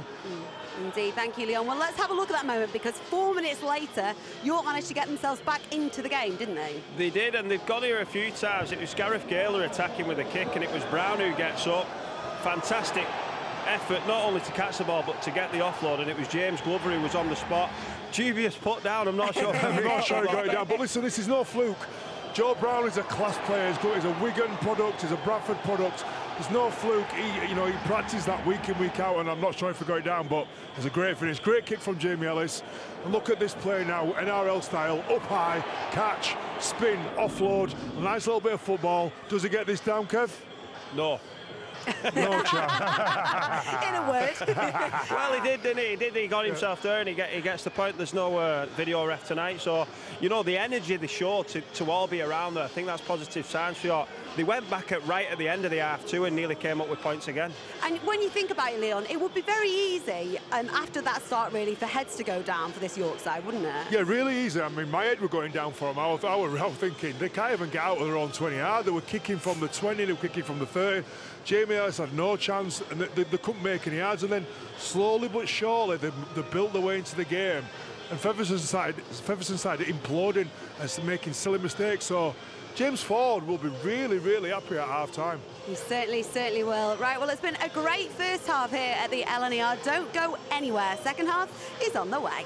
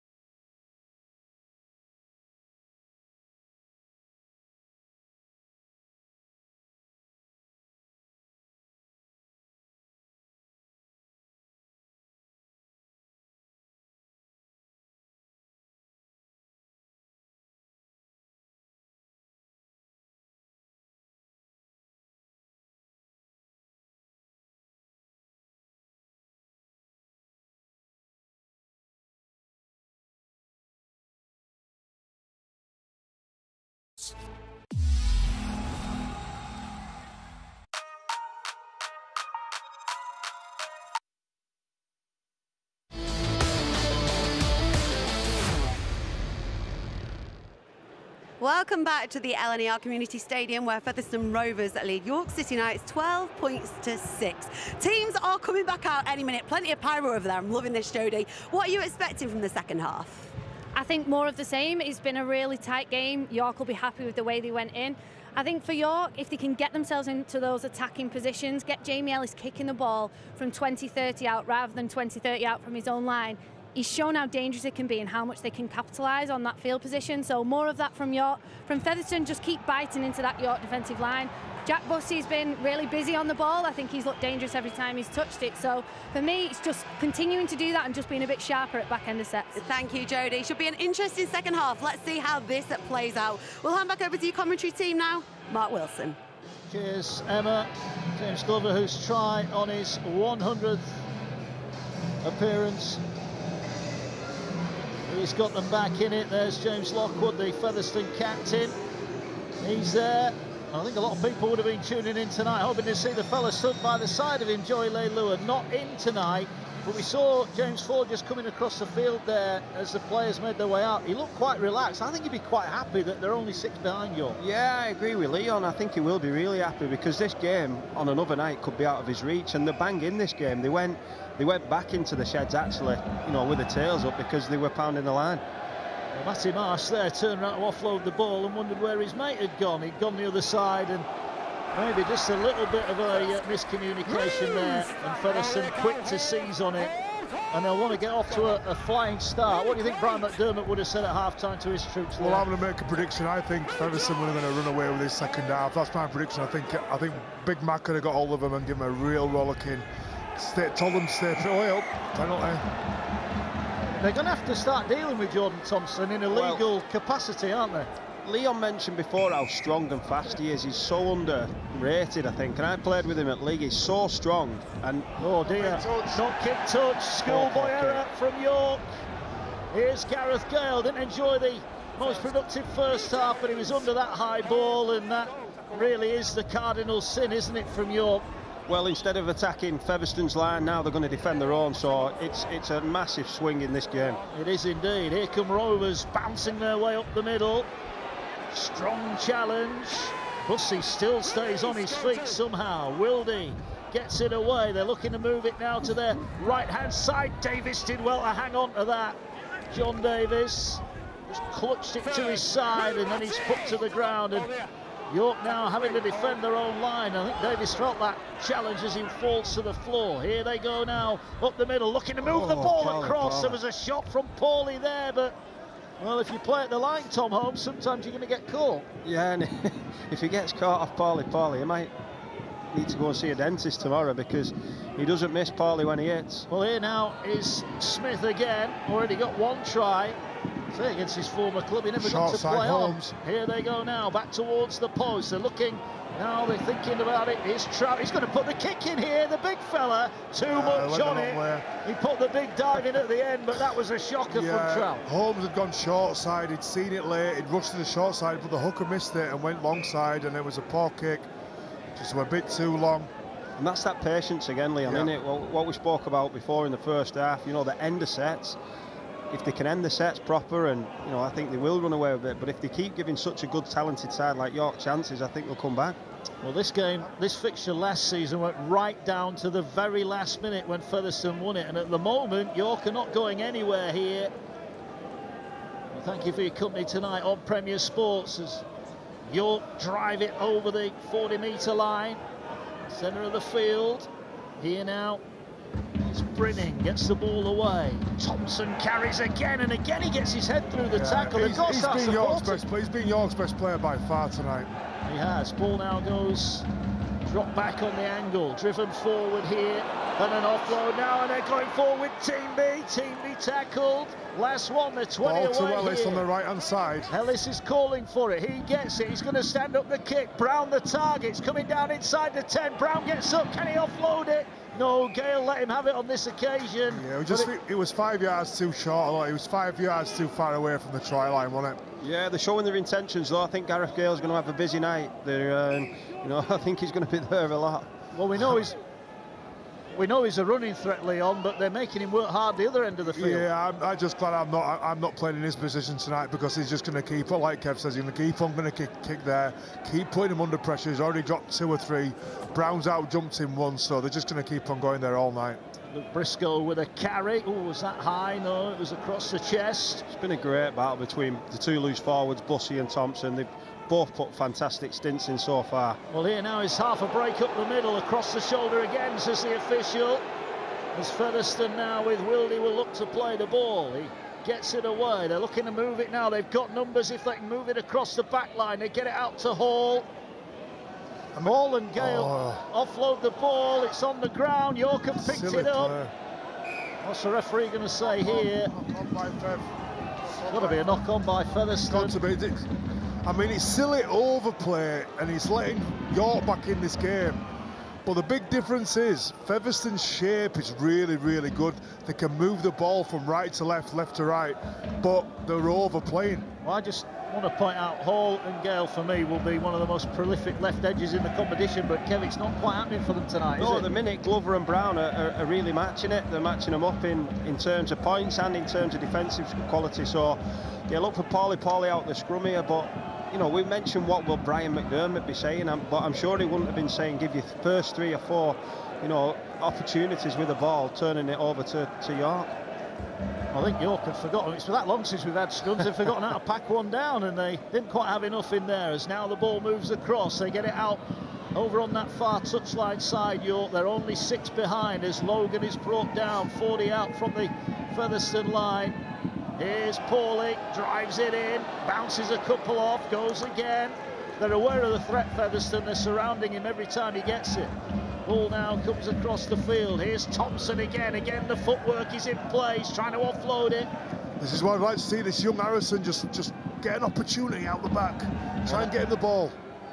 Here they go short instead. They're on the edge of the penalty area, if you like, here at the LNER Community Stadium. Brenning is in at dummy half. He comes back to the open side. They're just going to go one out towards. It's a good carry towards the post. Now they need something on the end of it. Last tackle, they're right on the line. It needs to be a good last play. Brenning is going to fire it wide. Are they going to get the kick away? They're playing here. They get it out wide. Big chance in the corner. Featherstone scrambling across. Oh, what a tackle!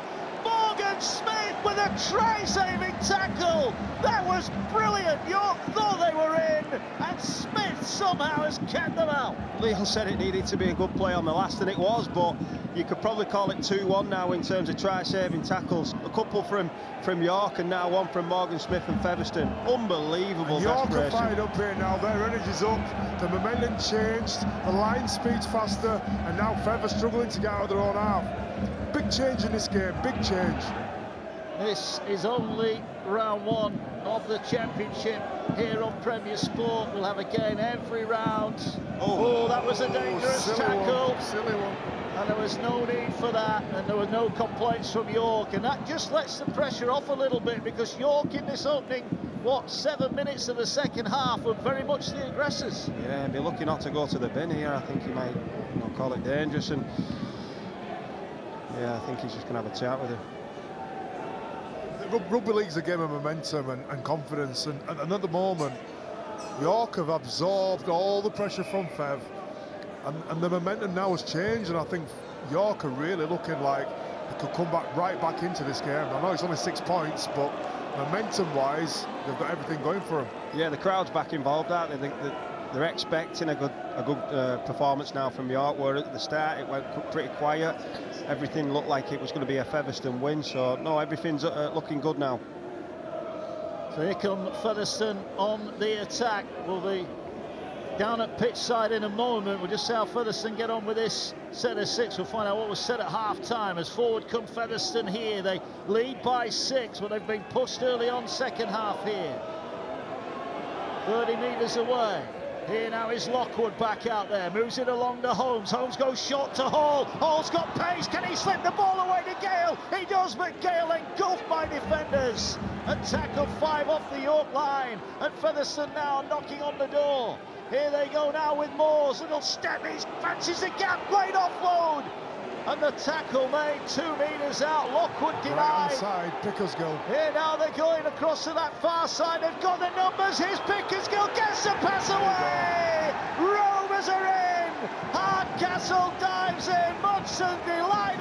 Featherstone faithful and have travelled here in huge numbers, and Featherstone extend their lead, 16 points to 6. Brian McDermott looks cool as a cucumber, but the fans from Feather loving it. And we've mentioned momentum changes, we've mentioned kicking games, but for me, I just think how dangerous Featherstone look when they're attacking York's line is completely different to how York look when they're attacking Featherstone line. They look so fluid, the variation all over the field, and Pickersgill getting involved. You called it, and you know, fantastic offload. It's the difference is the half-back knows where the full-back is going to pick a side where the numbers are short, and they've got confidence to go to your full-back, whereas York are not going to Harrison ever. I don't think he's touched the ball once. And Featherstone can attack from left to right and from right to left and through the middle. So they're obviously being very, very well drilled by Brian Mack.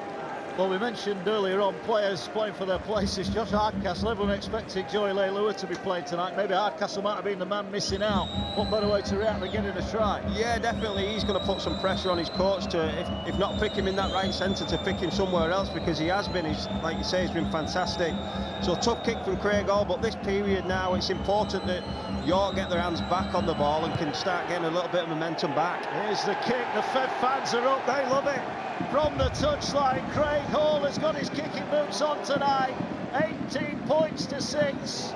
The Fed fans are enjoying it. Right, let's get down, if we can, to Ross Fitz as we see the try being scored here by Hardcastle. He dives in. Let's get the latest injury news and a reaction from half-time from Ross Fitz at pitchside. Yeah, thanks, Mark. Hopefully you're getting this through. I mean, message from the coaches at half-time were both pretty simple, to be fair.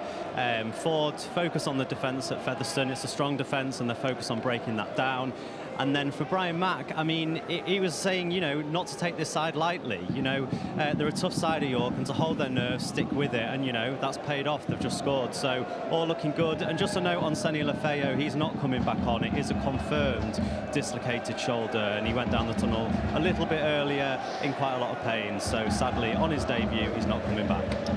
Cheers, Ross. Thank you for that. So, no Jesse Senny Lefeo then. There's now a break up the middle, and here now is a chance. Can they offload it? Davis gets it away. Pickersgill on the burst. Featherstone looking to go back to back. He should have passed. He didn't, but he didn't panic.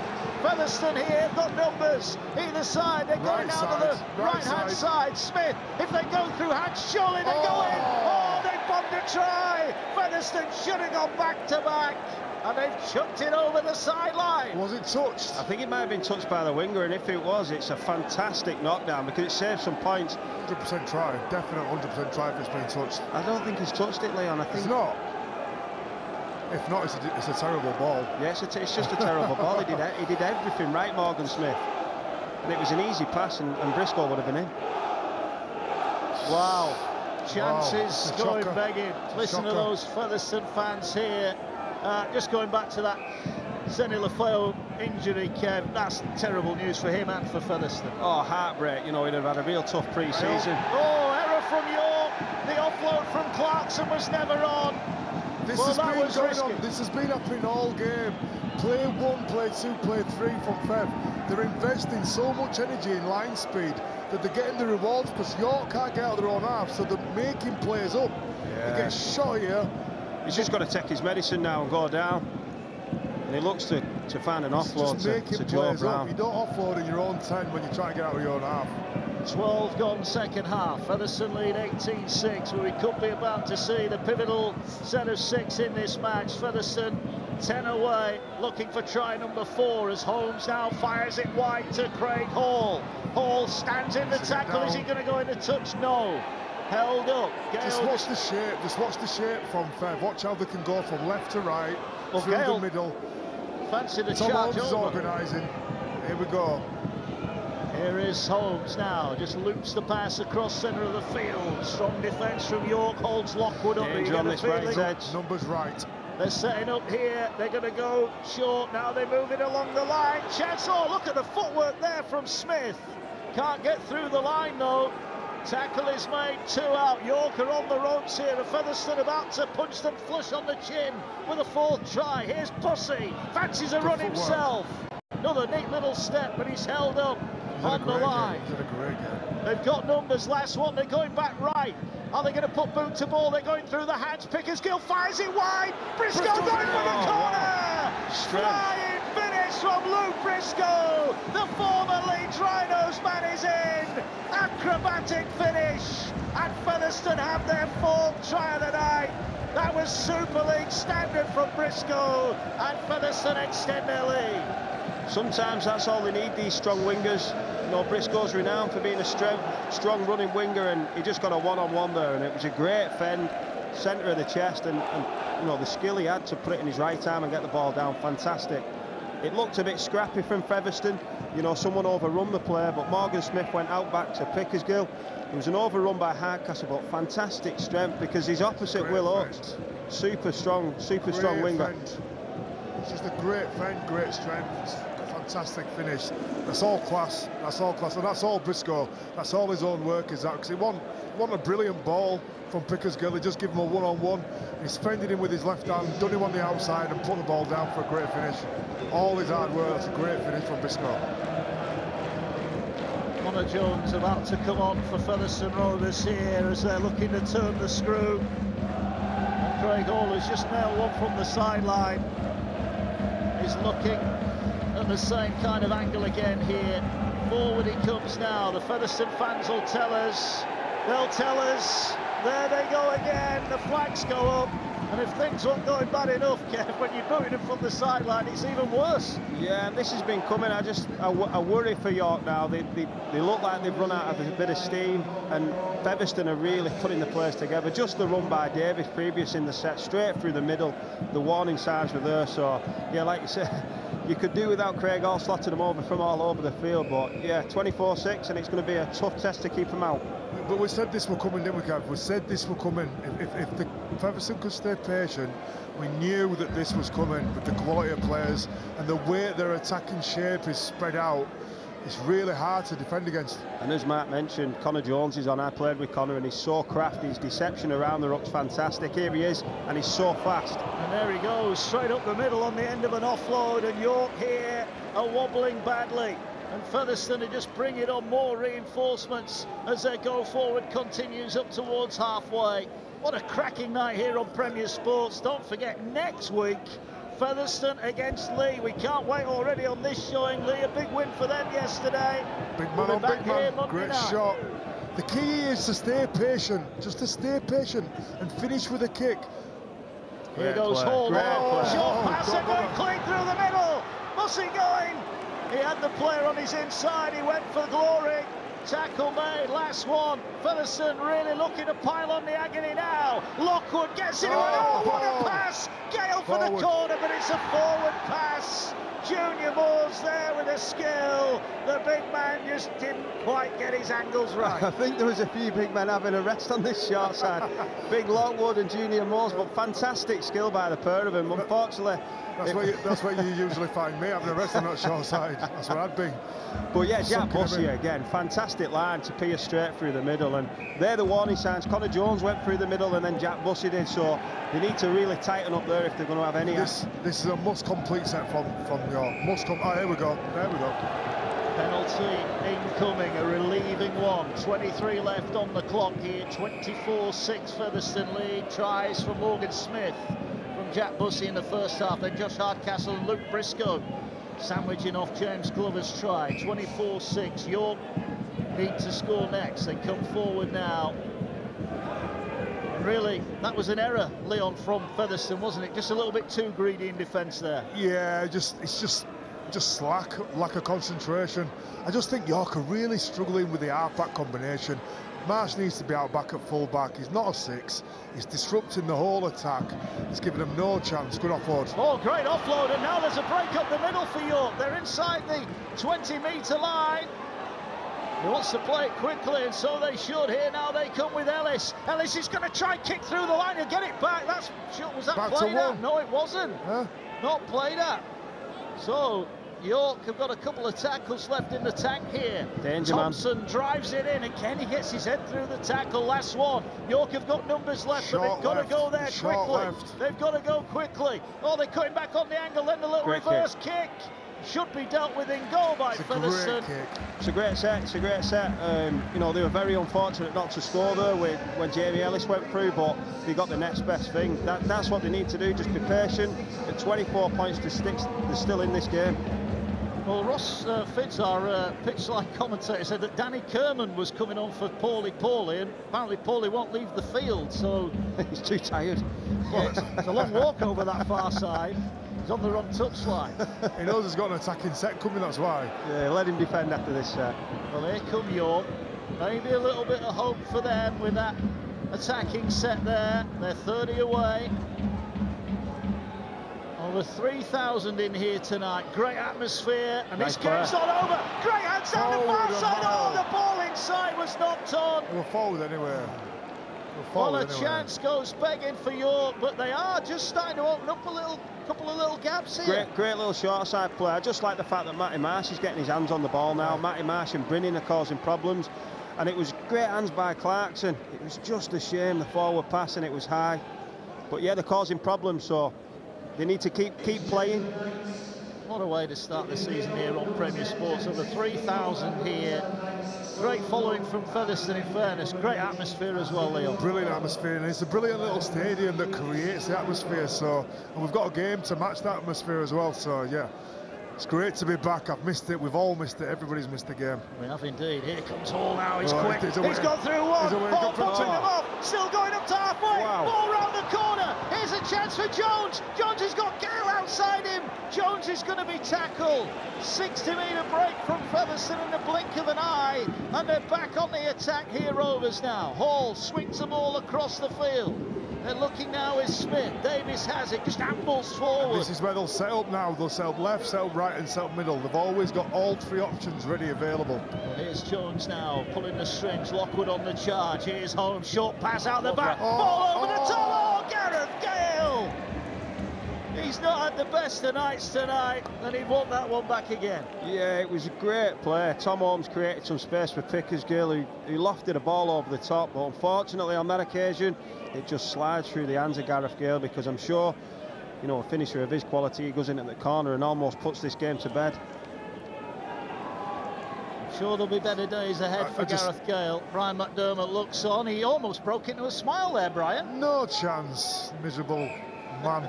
But I just love the way that Featherstone attack. I think they look really, really well organised and well drilled. I think the way Craig Hall got away then, using, you know, both hands, the skill that he showed wasn't really rewarded. He's a classy player, he's a classy player. He always has been in attack, always. It's going to be interesting as York come forward. I mentioned it to you in the first half, fellas. Riley, Jack, Stain, Chisholm sitting on the sideline, or they will be soon, Kev. How are they going to get in this team? Yeah, I'm not sure you can fault either of the halfbacks' ability or how they've played tonight. So, yeah, it's a luxury to have as a coach. You know, you've got to have to drop someone. Yeah, they are indeed. Really going forward with Paulie. Tackle made on the last one. You're running out of time. High kick. Time, it swirls in the air. Oh, beautifully taken by Briscoe. Luke Briscoe brings it back with a bit of interest. Fair to say he's settled right back into life at Featherstone. Yeah, he looks all class, doesn't he? When he's carried the ball, he's looked strong, and like we saw before, his finish on that, when he got a chance or a half chance, was so good. Quality finish by Briscoe. Tom go back out there for York as they look to try and freshen things up. Here's Moores now looking to get free. Hands one off, hands another off. Big Junior Moores going up the middle. He's still going, the big fella. Offloads it to Hall.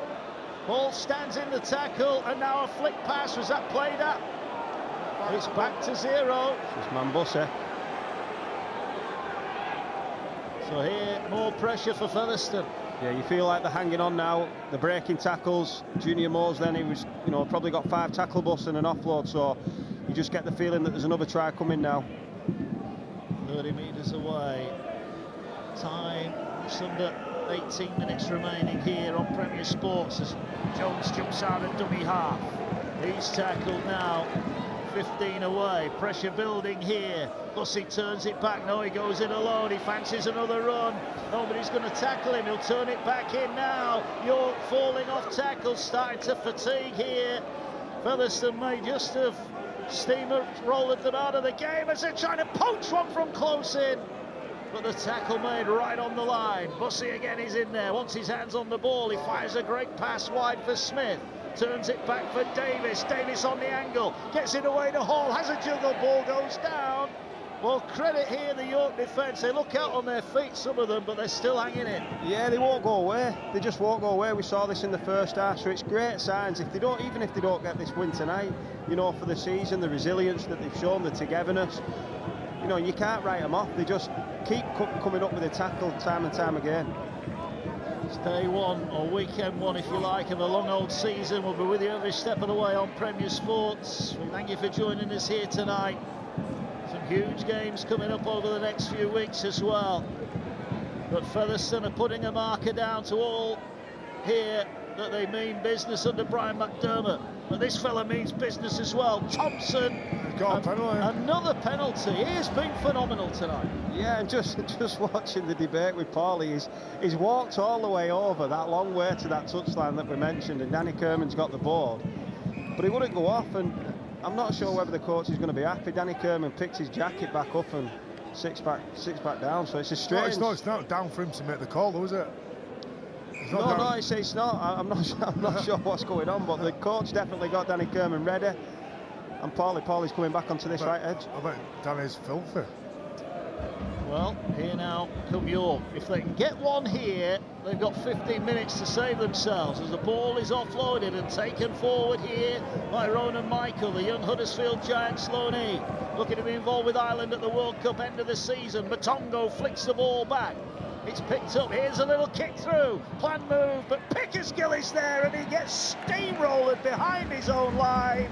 Well, they called for the kick, but Pickersgill got in the right place at the right time, and he got a clout for his troubles. Yeah, he did get a clout, and he got it and put it in goal. So it was important as well, because it was almost, you know, last roll of the dice there from Jamie They've got no attacking options. They've got no attacking shape. They've got no attacking options. Well, in fairness, that's why they're having to kick. In fairness, they're missing their two half-backs as well. And that's why their attacking options are limited.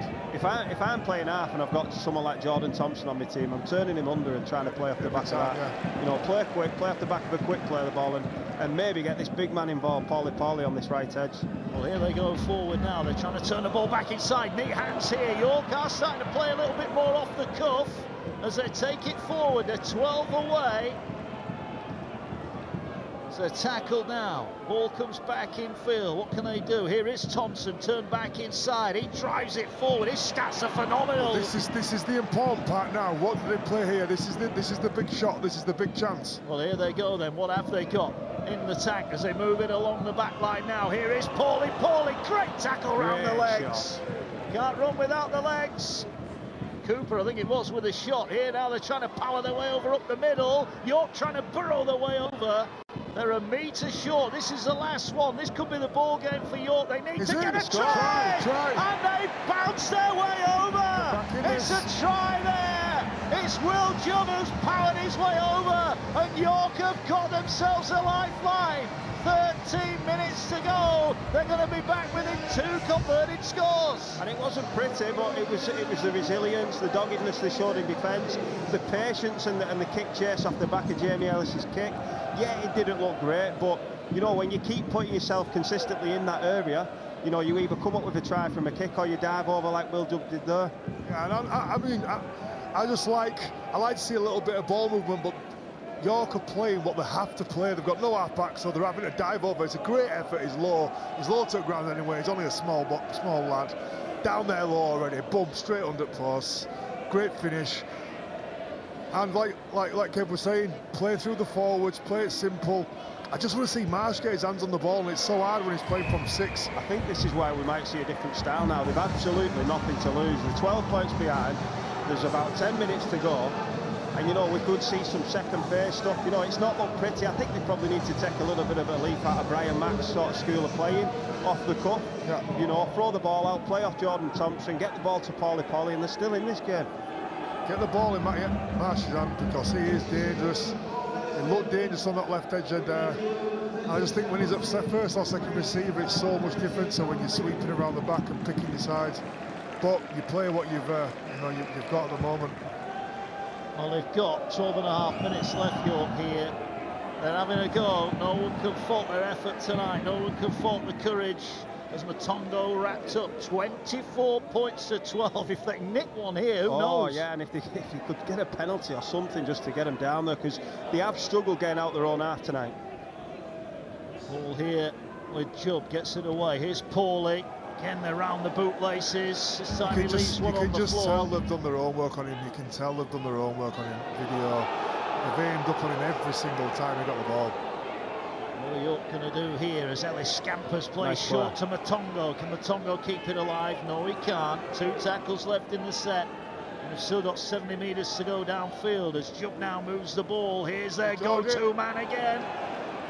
Went high, but not high enough in the opinion of the official.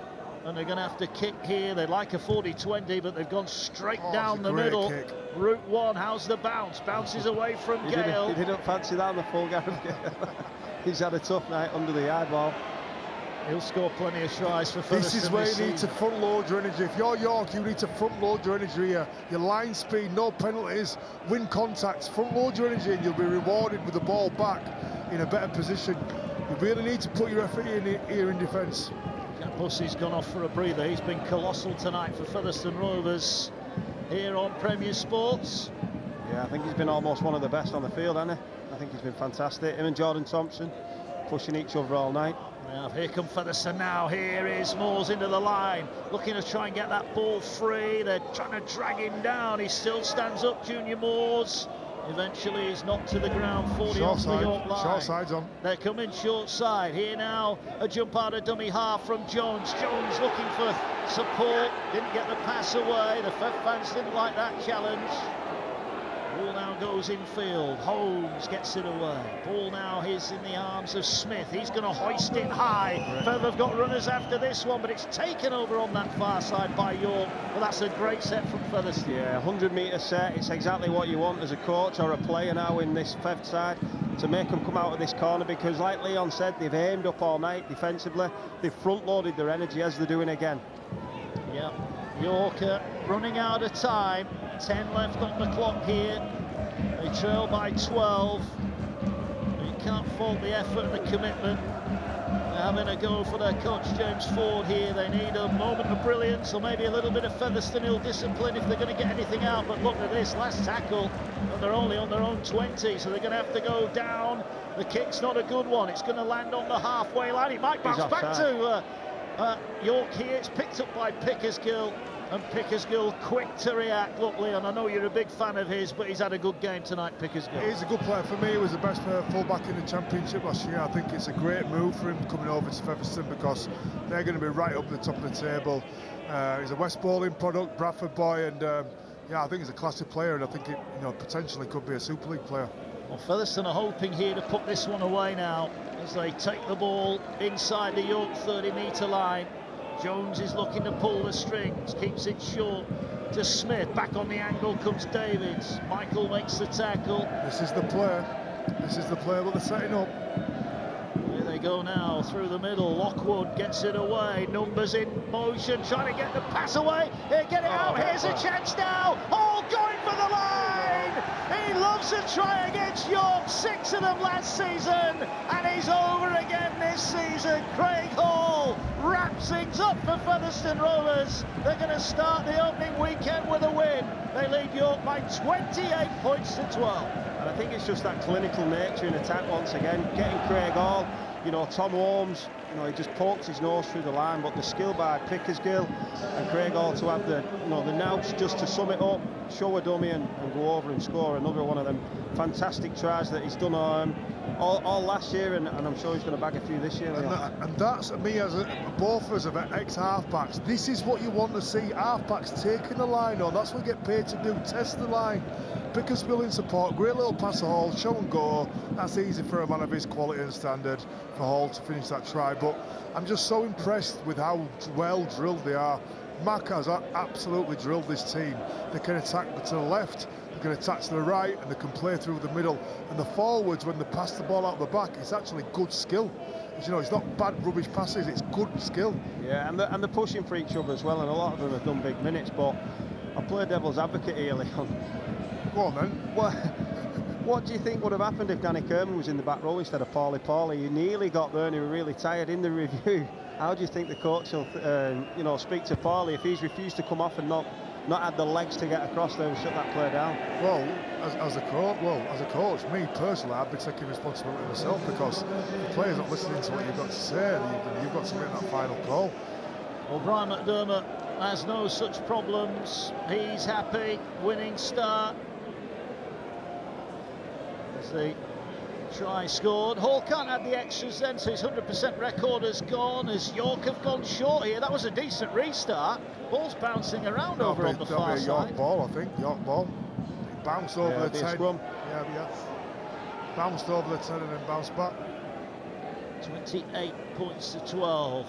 Featherstone Lee next Monday night live on Premier Sports. Looking forward to it already, Kev. Oh, there's a bit of rivalry, and I know that rivalry goes deep, and it goes into the owners as well. They've, you know, they've invested heavily in their own pockets into these sides. So yeah, I can't wait for that one. Here now come York. Is there a last hurrah for them as they move the ball along the back line? Good defence there. Tackle is made. Nowhere to go over on that far side for Miles Harrison. Learning curve for him, only his 4th game of professional rugby league. The former Heworth youngster, only 18 years of age. There'll be better days for him as well, I'm sure. Yeah, one of the toughest positions on the field to do it in. It's such a crucial position as Matty Marsh goes with a kick early. Gathered by Rovers, who are not in any great rush to get out. He will have better days, and he's only a young boy, and I've got absolutely no criticism of him whatsoever. He's done really, really well tonight. But now, in this modern day rugby league, fullback is the key position. It's the #1 position. They're the players that pick the side where the numbers are, and they're the players, your Tompkins, your Greg Inglis's, your Tedesco's. You know, it's your #1 position, isn't it? Oh, it is, and if you're defending against the good #1, it's almost impossible. They're counting numbers, and sometimes if there's no numbers out wide, they'll pop up through the middle. So that's what good fullbacks do, and I'm sure technically he'll get much better. But tonight, you know, the other side, Pickersgill has been fantastic reading the numbers and adding that extra attacking threat behind the line.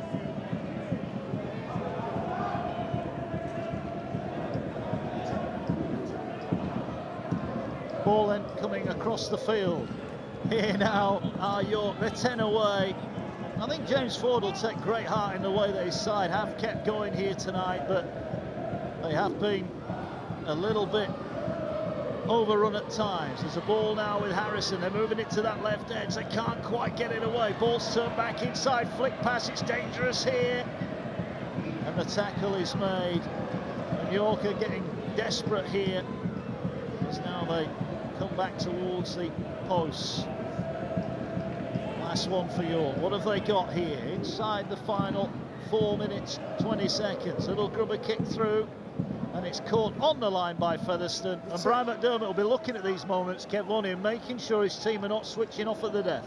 Yeah, that's what a top coach like Brian wants. He knows that there's going to be some tougher games, you know, coming. Next week's going to be an absolute monster of a game. So that defensive resilience, they'll need that in bucket loads if they're going to go on and get promoted and get into that £1 million game. Well, York have battled hard for a long period here tonight on Premier Sports, but it's not quite to be for them as Paulie makes the tackle.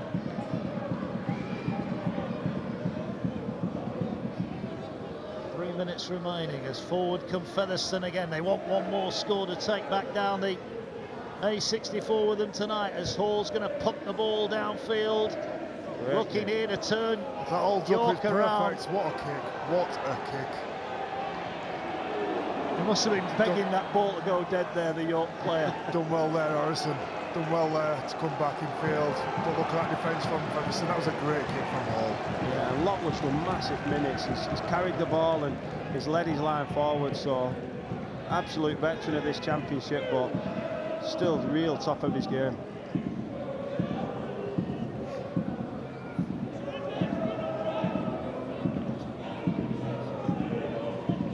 So York coming forward here. Thompson's pass is away. They're looking to move it along the back line. Tackle is made over on that far side. York running out of ideas. Logan, who's shown up pretty well, he's maybe just cramped up as he plays the ball there. And now they're looking just to drive things forward.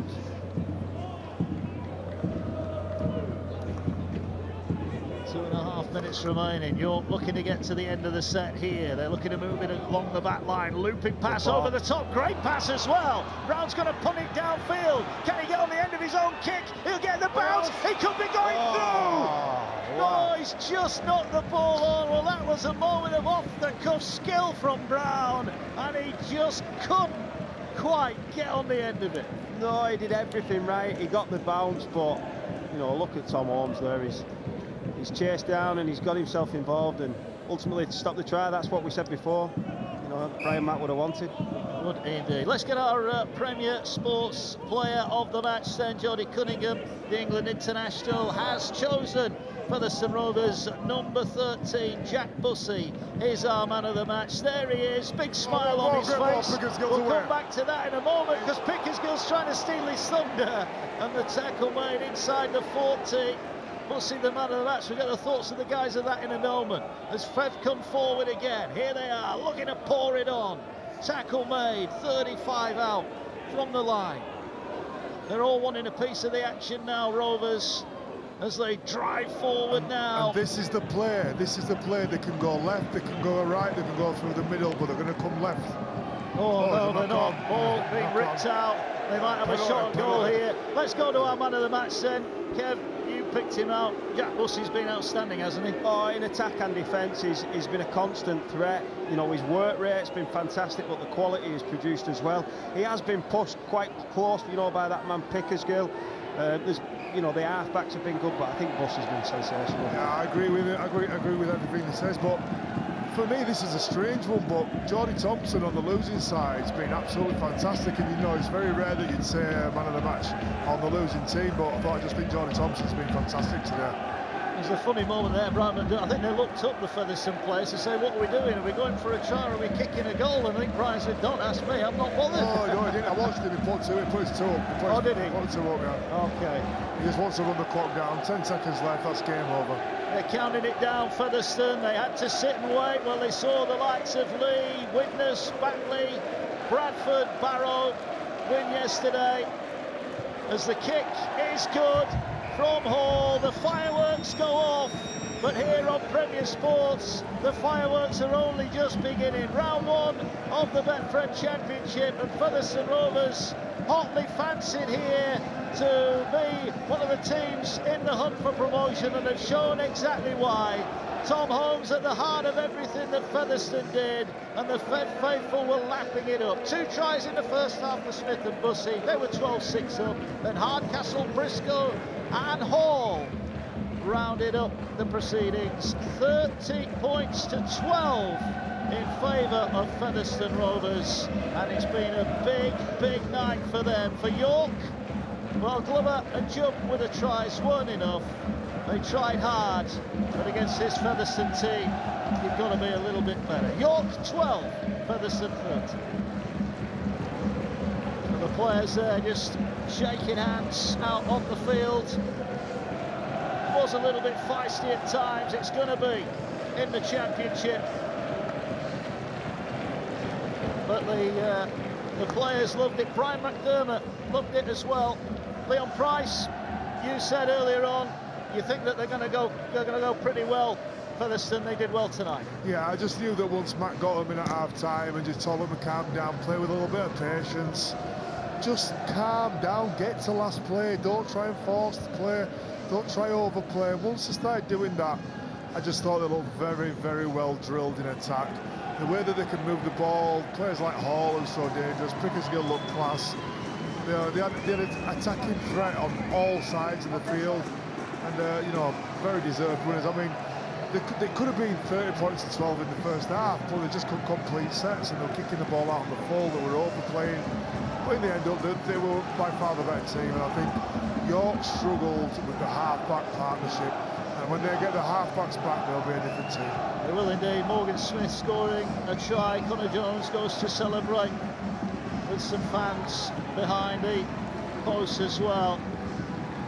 Such great travelling support from Featherstone, and they will be next week down at Post Office Road, Leon. It's a mouth-watering tie. It's only round 2, but Featherstone against Lee. It's a long old road ahead to the Super League, but could be a big step forward next? Well, it's just two teams that have invested massively to try to get into Super League. Obviously, we're not sure what's going to happen next year, as in teams getting into Super League. So everybody's investing everything they've got into trying to get into it this year.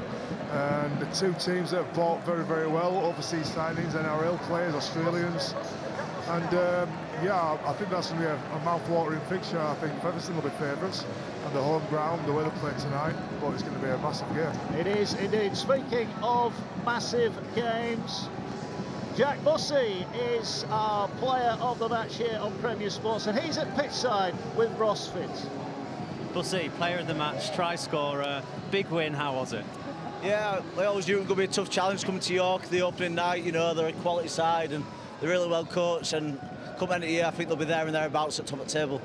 Absolutely, and a massive following as well from Featherstone. What do you think this means to the fans to get off to a winning start? Yeah, it's been great. You know, I think they've really bought into the club this year. You know, I think we've made quite a few signings and some big name signs as well. So I'm looking forward to playing with some of them, and I'm glad crowd are here in numbers, and you know, it does make a difference to us on the pitch. And look, big game against Lee next week. How do you prepare differently for that one? You know, Lee are the same as York. You know, they're going to be up there at the end of the year. They're a quality side. They're well coached. We'll just have to back up, recover, and get ready for another big challenge again next week. Well done tonight. Congratulations. Get yourself a hot bath. A dominant display from Featherstone, who take the win tonight at the LNER. Stay there, we'll have all your highlights and analysis here on Premier Sports after the break.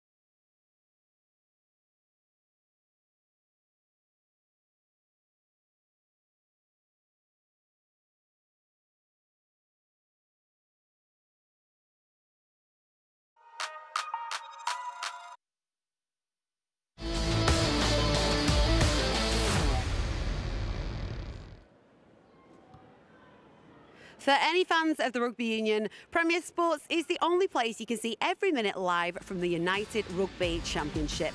There are 3 games coming up this weekend, kicking off with an Irish Interpro on Friday evening. Then on Saturday, there are 2 South African derbies on Premier Sports 1.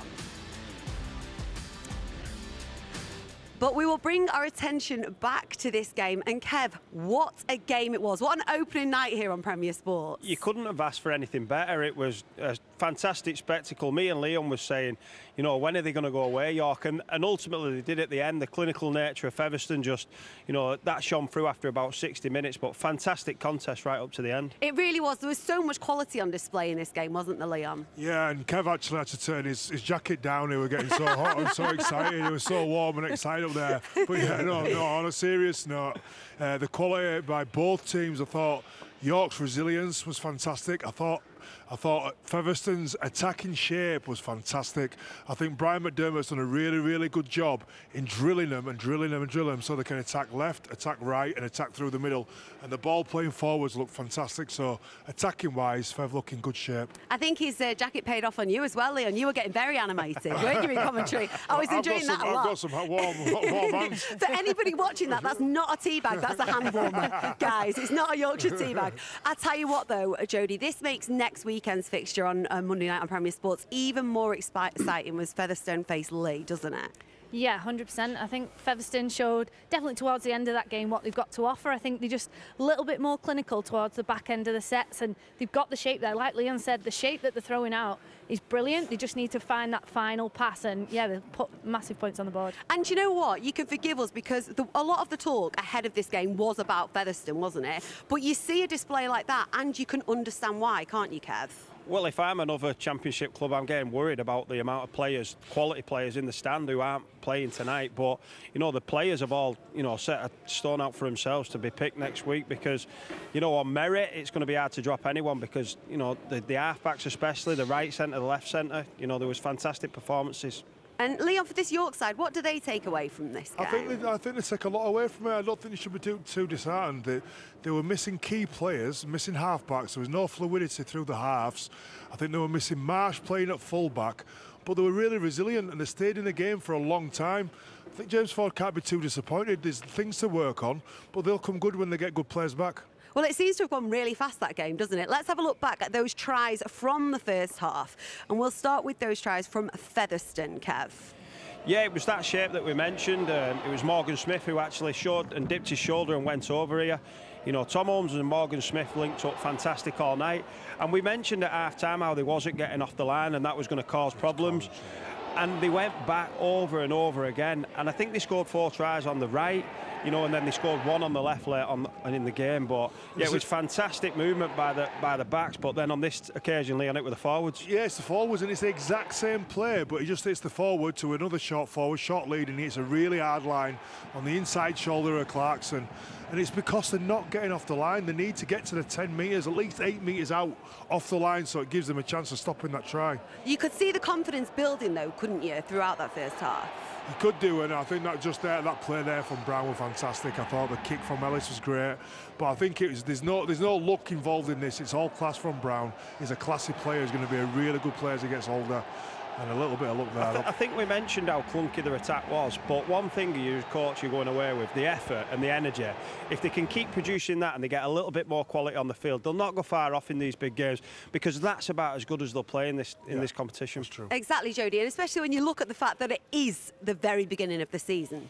Yeah, there's loads to take from that, and I think Jamie Ellis's kicking game was really good. I think they got a couple of repeat sets in that second half where they really were putting pressure onto Featherstone and really testing their defence, and if they can do that against Featherstone, they can do it against anyone in the league.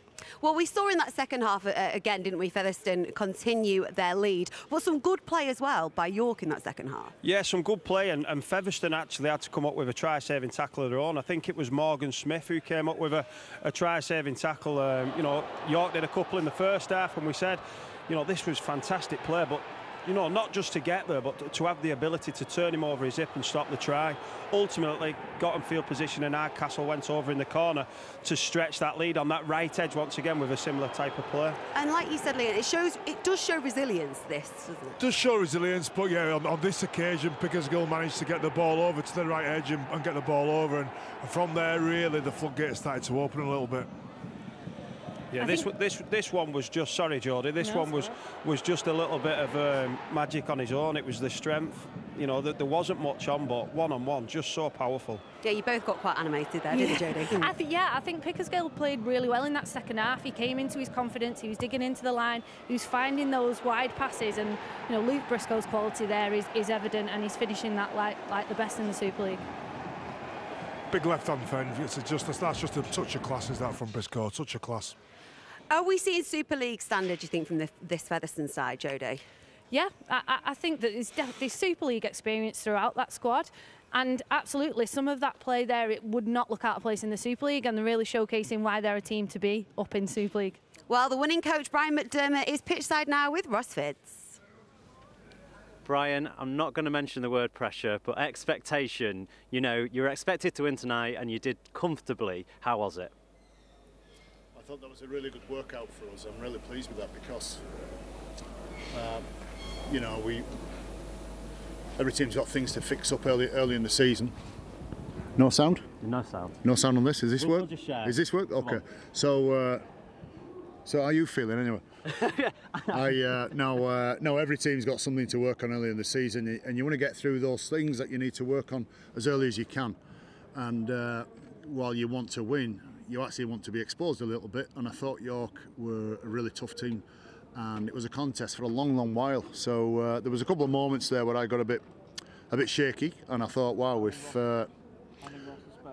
York get back into this, you know, with another try, this is going to be a bit scary for us. And it was in that period where I thought we were really tough, both with the ball. We had a couple of moments where we started our set 3 inches from our try line and really converted and finish it right down the bottom end of the field, which it's what the game's about during those tough periods. So all in all, really pleased with it. Got the win, scored some tries, but it was a really tough game and got a decent workout.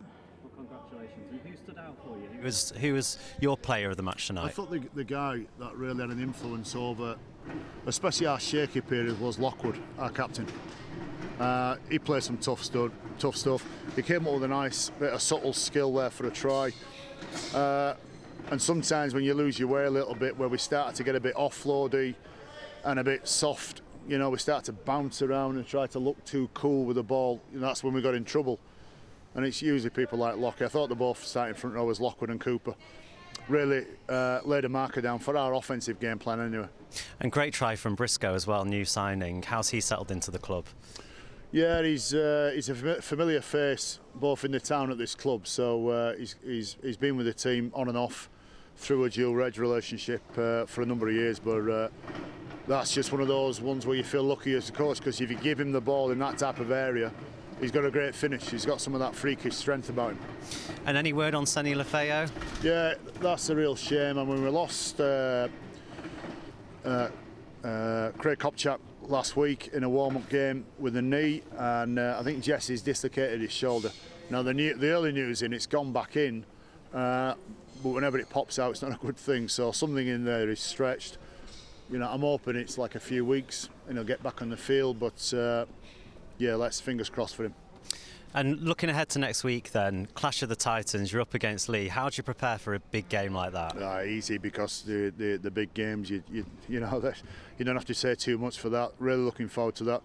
They've laid a marker down, haven't they, with the score that they rattled up against Whitehaven there. So, yep, that's going to be a really big game. I hope the whole of Featherstone and surrounding areas gets down to Post Office Road and makes it a really big crowd for us. We're going to need all the help we can get. Well, we'll be there live on Premier Sports, of course. But just a note on the fans, actually. 6 coach loads of Featherstone fans came over, packed out that stand tonight. What did their support mean to you? And for sure, it's a massive statement, and they've always been a notable set of fans, haven't they, Featherstone? And they were great tonight. They were fantastic. And sometimes when you do go through those tough periods, it does have an effect on the players. It has an effect on how quickly they move. It has an effect on that level of expectation we talked about. It's true. Because if you've got 250 people just sat in the stand they have some expectancy, but 6 coach loads of people. There's some pressure there on the boys, and I use the word now. There's some pressure on them. They've got to come up with it. No, and it does have an effect. And you know, they were really good tonight, and it's pleased for them that they got the win as well. Brill. Well, I'm not expecting too much next week, but looking Sounds forward like to... an Alan Partridge sketch. Getting a bit ridiculous now. Right. But looking forward to a big clash live on Premier Sports. Thanks very much and well done. Bye. Bringing you the best of Alan Partridge here on Premier Sports. James Ford joins us at pitch side. I'm putting you to shame, Kev, because while you're there in your heated gilet, James has joined us without even a coat on. Impressive, James. It's a mistake, I'm telling you. James, I mean, not the result that you wanted, but as we heard from Brian there, a tough game, and there's plenty to take from this, isn't there? Absolutely. And as we said before the game, Featherstone are the, probably the favourites for the competition. I think you could see why they are today. Our performance was a really brave performance. On occasions, I thought you could tell we played with unrecognised half-back. We probably didn't ask the questions we practised asking. But having said that, you've got to credit Featherstone, because obviously they were hitting us with plenty of intent and putting us in difficult places to attack from. Yeah, absolutely. And, there was lots to take from that, and I think particularly when you started to get into good attacking positions, the end of sets started to look much better, your kicking game particularly. How happy were you with the end of sets and some of those repeat sets towards the back end of the game? Yeah, I know what you're referring to. I mean, obviously initially it's difficult for Jamie to kick from 30 out. I'm sure Kevin will agree with me. Certainly when he's on his own, there's the kick pressure coming from Featherstone as it was. We've got a little bit more territory, and that allowed Jamie to kick more effectively. Let's not miss we made a number of what I would say half chances. On another day, Jack Logan scores, Marshy scores. We could have pinched that game. I don't think we deserved to. I think Featherstone were the best team, and I think they deserved to take the 2 points home. But I know that I've got a team that tried tremendously hard, and we're in a real tough contest, and we feel we can improve considerably on that, and maybe trouble Featherstone back into the season. Absolutely. Yeah, James, there was a period in the second half where I thought the energy was great, but I thought Paulie was out on his feet, and it looked like you called him over and you wanted him off. Did you want him off, or was there a mix-up with the substitutions? Yeah, listen, as coaching teams, you actually players, to be honest, and we've got to be honest as well, and I think we made a mistake there. The information we received was that we'd use that was our last change, and Chris Brynn had picked up a bit of a knock, so we had to get Will Judd back out for Chris, and then obviously Paul is, like you said, he was out on his feet, and it wasn't the plan to leave Kermo on the bench. The plan was to get him back out there, and, but yeah, we'll endeavour to be better as well as the players. And James, for you're into your 8th season. Does it finally feel like you're able to enjoy it here tonight with the atmosphere? Oh, listen, listen, I love rugby league, I love coaching. It's a tremendously hard occupation, one that's really challenging. The lows are much lower than a player, and the highs aren't as high as a player. It'll be a lonely place tonight in the Ford residence, but we'll get up in the morning and have a look at the game and aim up at being better for the rest of the season. James, we're going to see Featherstone live here on Premier Sports next week. You've just faced them. How good are this Featherstone side? Oh, well, you probably can ask Wakefield as well. They bullied Wakefield to me last week. They've got some real strong boys in backfield. Briscoe, Hardy. They're just so hard to handle. They've got Morgan Smith had a great game today. They've got some Jack Bussey in the middle, just real thick through his hips. So it's hard to put on the ground. So he leaves the ruck disrupted. Heaps of occasions, and then on the back of it, I said it before, Connor Jones running off the back of that market disruption. Well, he's playing in the wrong division, for me. I think if he was English, he'd be playing in Super League. And James, new owner here at York. Have you had many dealings with him so far? Lots, actually. He's very hands-on, which is good. He's at every session. He's asking questions. He's got genuine ambition to help this club continue growing, and I'm grateful for that, and I'm looking forward to working with him.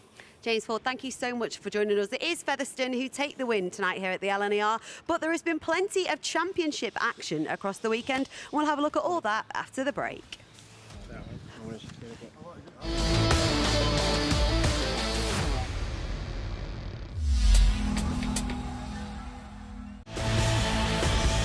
Monday Night Rugby League on Premier Sports. My word, Money Super 7, that was a close one. But you two were in and out of there in no time. And you saved Sarah an impressive £327 on a new credit card. The Money Super 7, helping Britain save on credit cards and so much more. Super Save with Money Supermarket.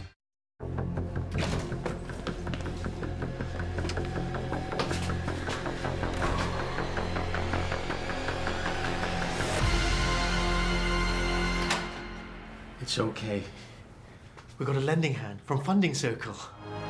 Get a fast and hassle-free business loan with a decision in as little as an hour and join thousands of other businesses who have grown with a lending hand from Funding Circle. Apply today at fundingcircle.com. What if there's a better way to buy your next car? Just visit Kazoo and pick out one you love from thousands. All our cars pass a 300-point inspection and are carefully reconditioned. You can either collect it from us or have it delivered to your door at a time that suits you. And every car comes with a 7-day money-back guarantee, so you've got a whole week to make sure you love it. Can you buy a car that's guaranteed to leave you happy? Kazoo, yeah you can. Purple bricks get you sold. It's just what they do. But I haven't decorated since 1978. Rah. Sold. What about this? Sold it! Terrific! And this? Check the Purple Bricks app. Sold it. And me? Sold. So the question isn't, can Purple Bricks get you sold? The question is, why wouldn't you use Britain's biggest estate agent brand? Let's get you sold, shall we? I would consider us a collective of designers. Being able to work anywhere is important, especially now. With Windows 11, we all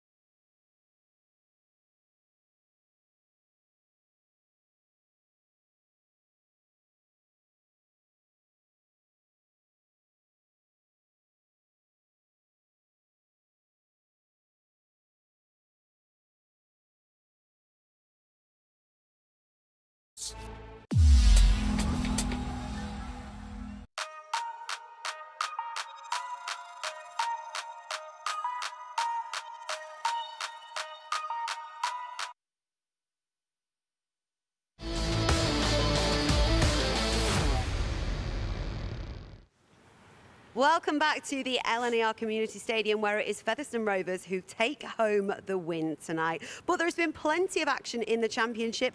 Obviously, great result for Lee, which makes next week's game here on Premier Sports even more exciting. Any standout results for you, though, Jodie?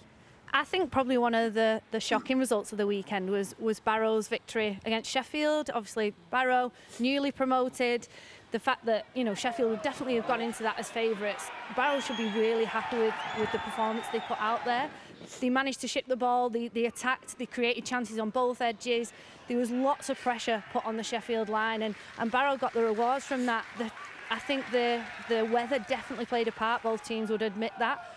But what Barrow did really well was jump on those errors, make sure that any scraps on the ball, they were there to it first, and I think as a squad that's something they'll be really proud of. Leon, what did you make of that game? Well, people, I coached up at Workington for 18 months, and what people don't realise how hard it is to go and travel up to Cumbria and play up there. It is so difficult to get a win up there. It's a 4.5 hour bus journey, and when you get there, you're half shattered. It's a tough place to play in, Kev. It's Especially a tough place at this time to play. Yeah, especially in February, end of January. It's a tough place to go. And there's an element of this, though, isn't there, that when we see what are stereotypically underdogs come out on top, it makes it exciting, particularly at the start of the season, Kev? Well, just going off the back of what Leon said about playing people away from home, and this is a lovely place to play, by the way, but going to Batley beat Halifax this week. That is one of the hardest places that I've played all over the world, and that place in Batley is one of the hardest places I've ever played. So especially at this time of year, I think it's a leveller. I think some teams will get caught cold from some opposed, you know, lesser teams, but yeah, there's some fantastic talent coming through in this championship. There certainly is, and we saw that result for Lee as well, beating Whitehaven 50 points to 4, which, as I say, makes it very exciting when you look at the two heavyweights heading into that game next week on Premier Sports. Brian McDermott has spoken about Lee and said that he's almost tipped them to be favourites, which is pretty pragmatic, is it not? He's a genius. Brian McDermott comes from the same school as Brian Smith, Tony Smith, Daniel Anderson, Trent Robinson. There's a line of coaches that all come from under Brian Smith, and they all love playing mind games. They all like to tell the press one thing, but they believe another. It just takes the pressure off the players. It's not what they mean. It just takes pressure off the players. I don't know. I think he enjoyed that interview with Ross. He enjoyed a bit of Alan Partridge there. I think he liked teasing him. Yeah. But it makes it for an exciting game, doesn't it, Kev? Yeah, and he's up against another great coach in Adrian Lamb. I think the squad they've assembled with a coaching team of Tony Clubb and Adrian Lamb, I think it'd be more difficult than tonight, but yeah, I think it'll be a fantastic game. And Jodie, I want to talk about the players that we've seen come across to the championship as a whole. Across all sides, there has been a lot of quality. There has, yeah. We've seen, signings coming from NRL quality. We've got Super League, and I think, especially with the added coverage we've now got in the championship, it allows players to really put themselves in the shop window and show what they can do and show what the championship has to offer. And obviously, York, we'll go back to York just quickly because, Kev, they have got a lot to take away from this game tonight. They have, and just speaking to the coach off then, he was more disappointed with the chances that they'd missed. I think if you add a bit of quality, they get Harris back next week off a ban and another Australian half-back to partner him, so I don't think they'll be far off. How do you think it's going to go sort of after this game then, Leon, having seen this game firsthand? I was going to go for what, the season, which team? And next week? Next week, I think it's just going to be a leveller. It's going to be a 50-50 game. I think if Featherstone can finish the last players with patience and put the ball into the right areas, not try to score off every player and play the same as they have there, then it's going to be a really close game. But if Fev continue in that way and maybe get a couple of players back as well, if Chisholm's back, I'm not too sure. I'd say they might be favourites. Oh, it's very exciting. I'm looking forward to that. Just one final reminder for you about that game that is going to be live here on Premier Sports next Monday night. We are going to see Featherstone Rovers' first home game of the season against the Leeds Centurions. The following week, the Bradford Bulls make their Premier Sports debut, and on the 21st of February, it's the Dewsbury Rams against the Widnes Vikings. Coverage begins at 7:15 on Premier Sports 1. Kev, Leon, Jodie, you are going to be joining us, aren't you, next week? We're looking forward to that one. Yeah, man. Yes. Bring that enthusiasm with you every week, Leon. We absolutely love it. Yeah, and you, Kev, I'll tell you what, Kev can provide heated gilets for us all. Yes, thank you so much for joining us live here on Premier Sports, where it is Featherstone Rovers who take home the win. We'll see you back here next Monday.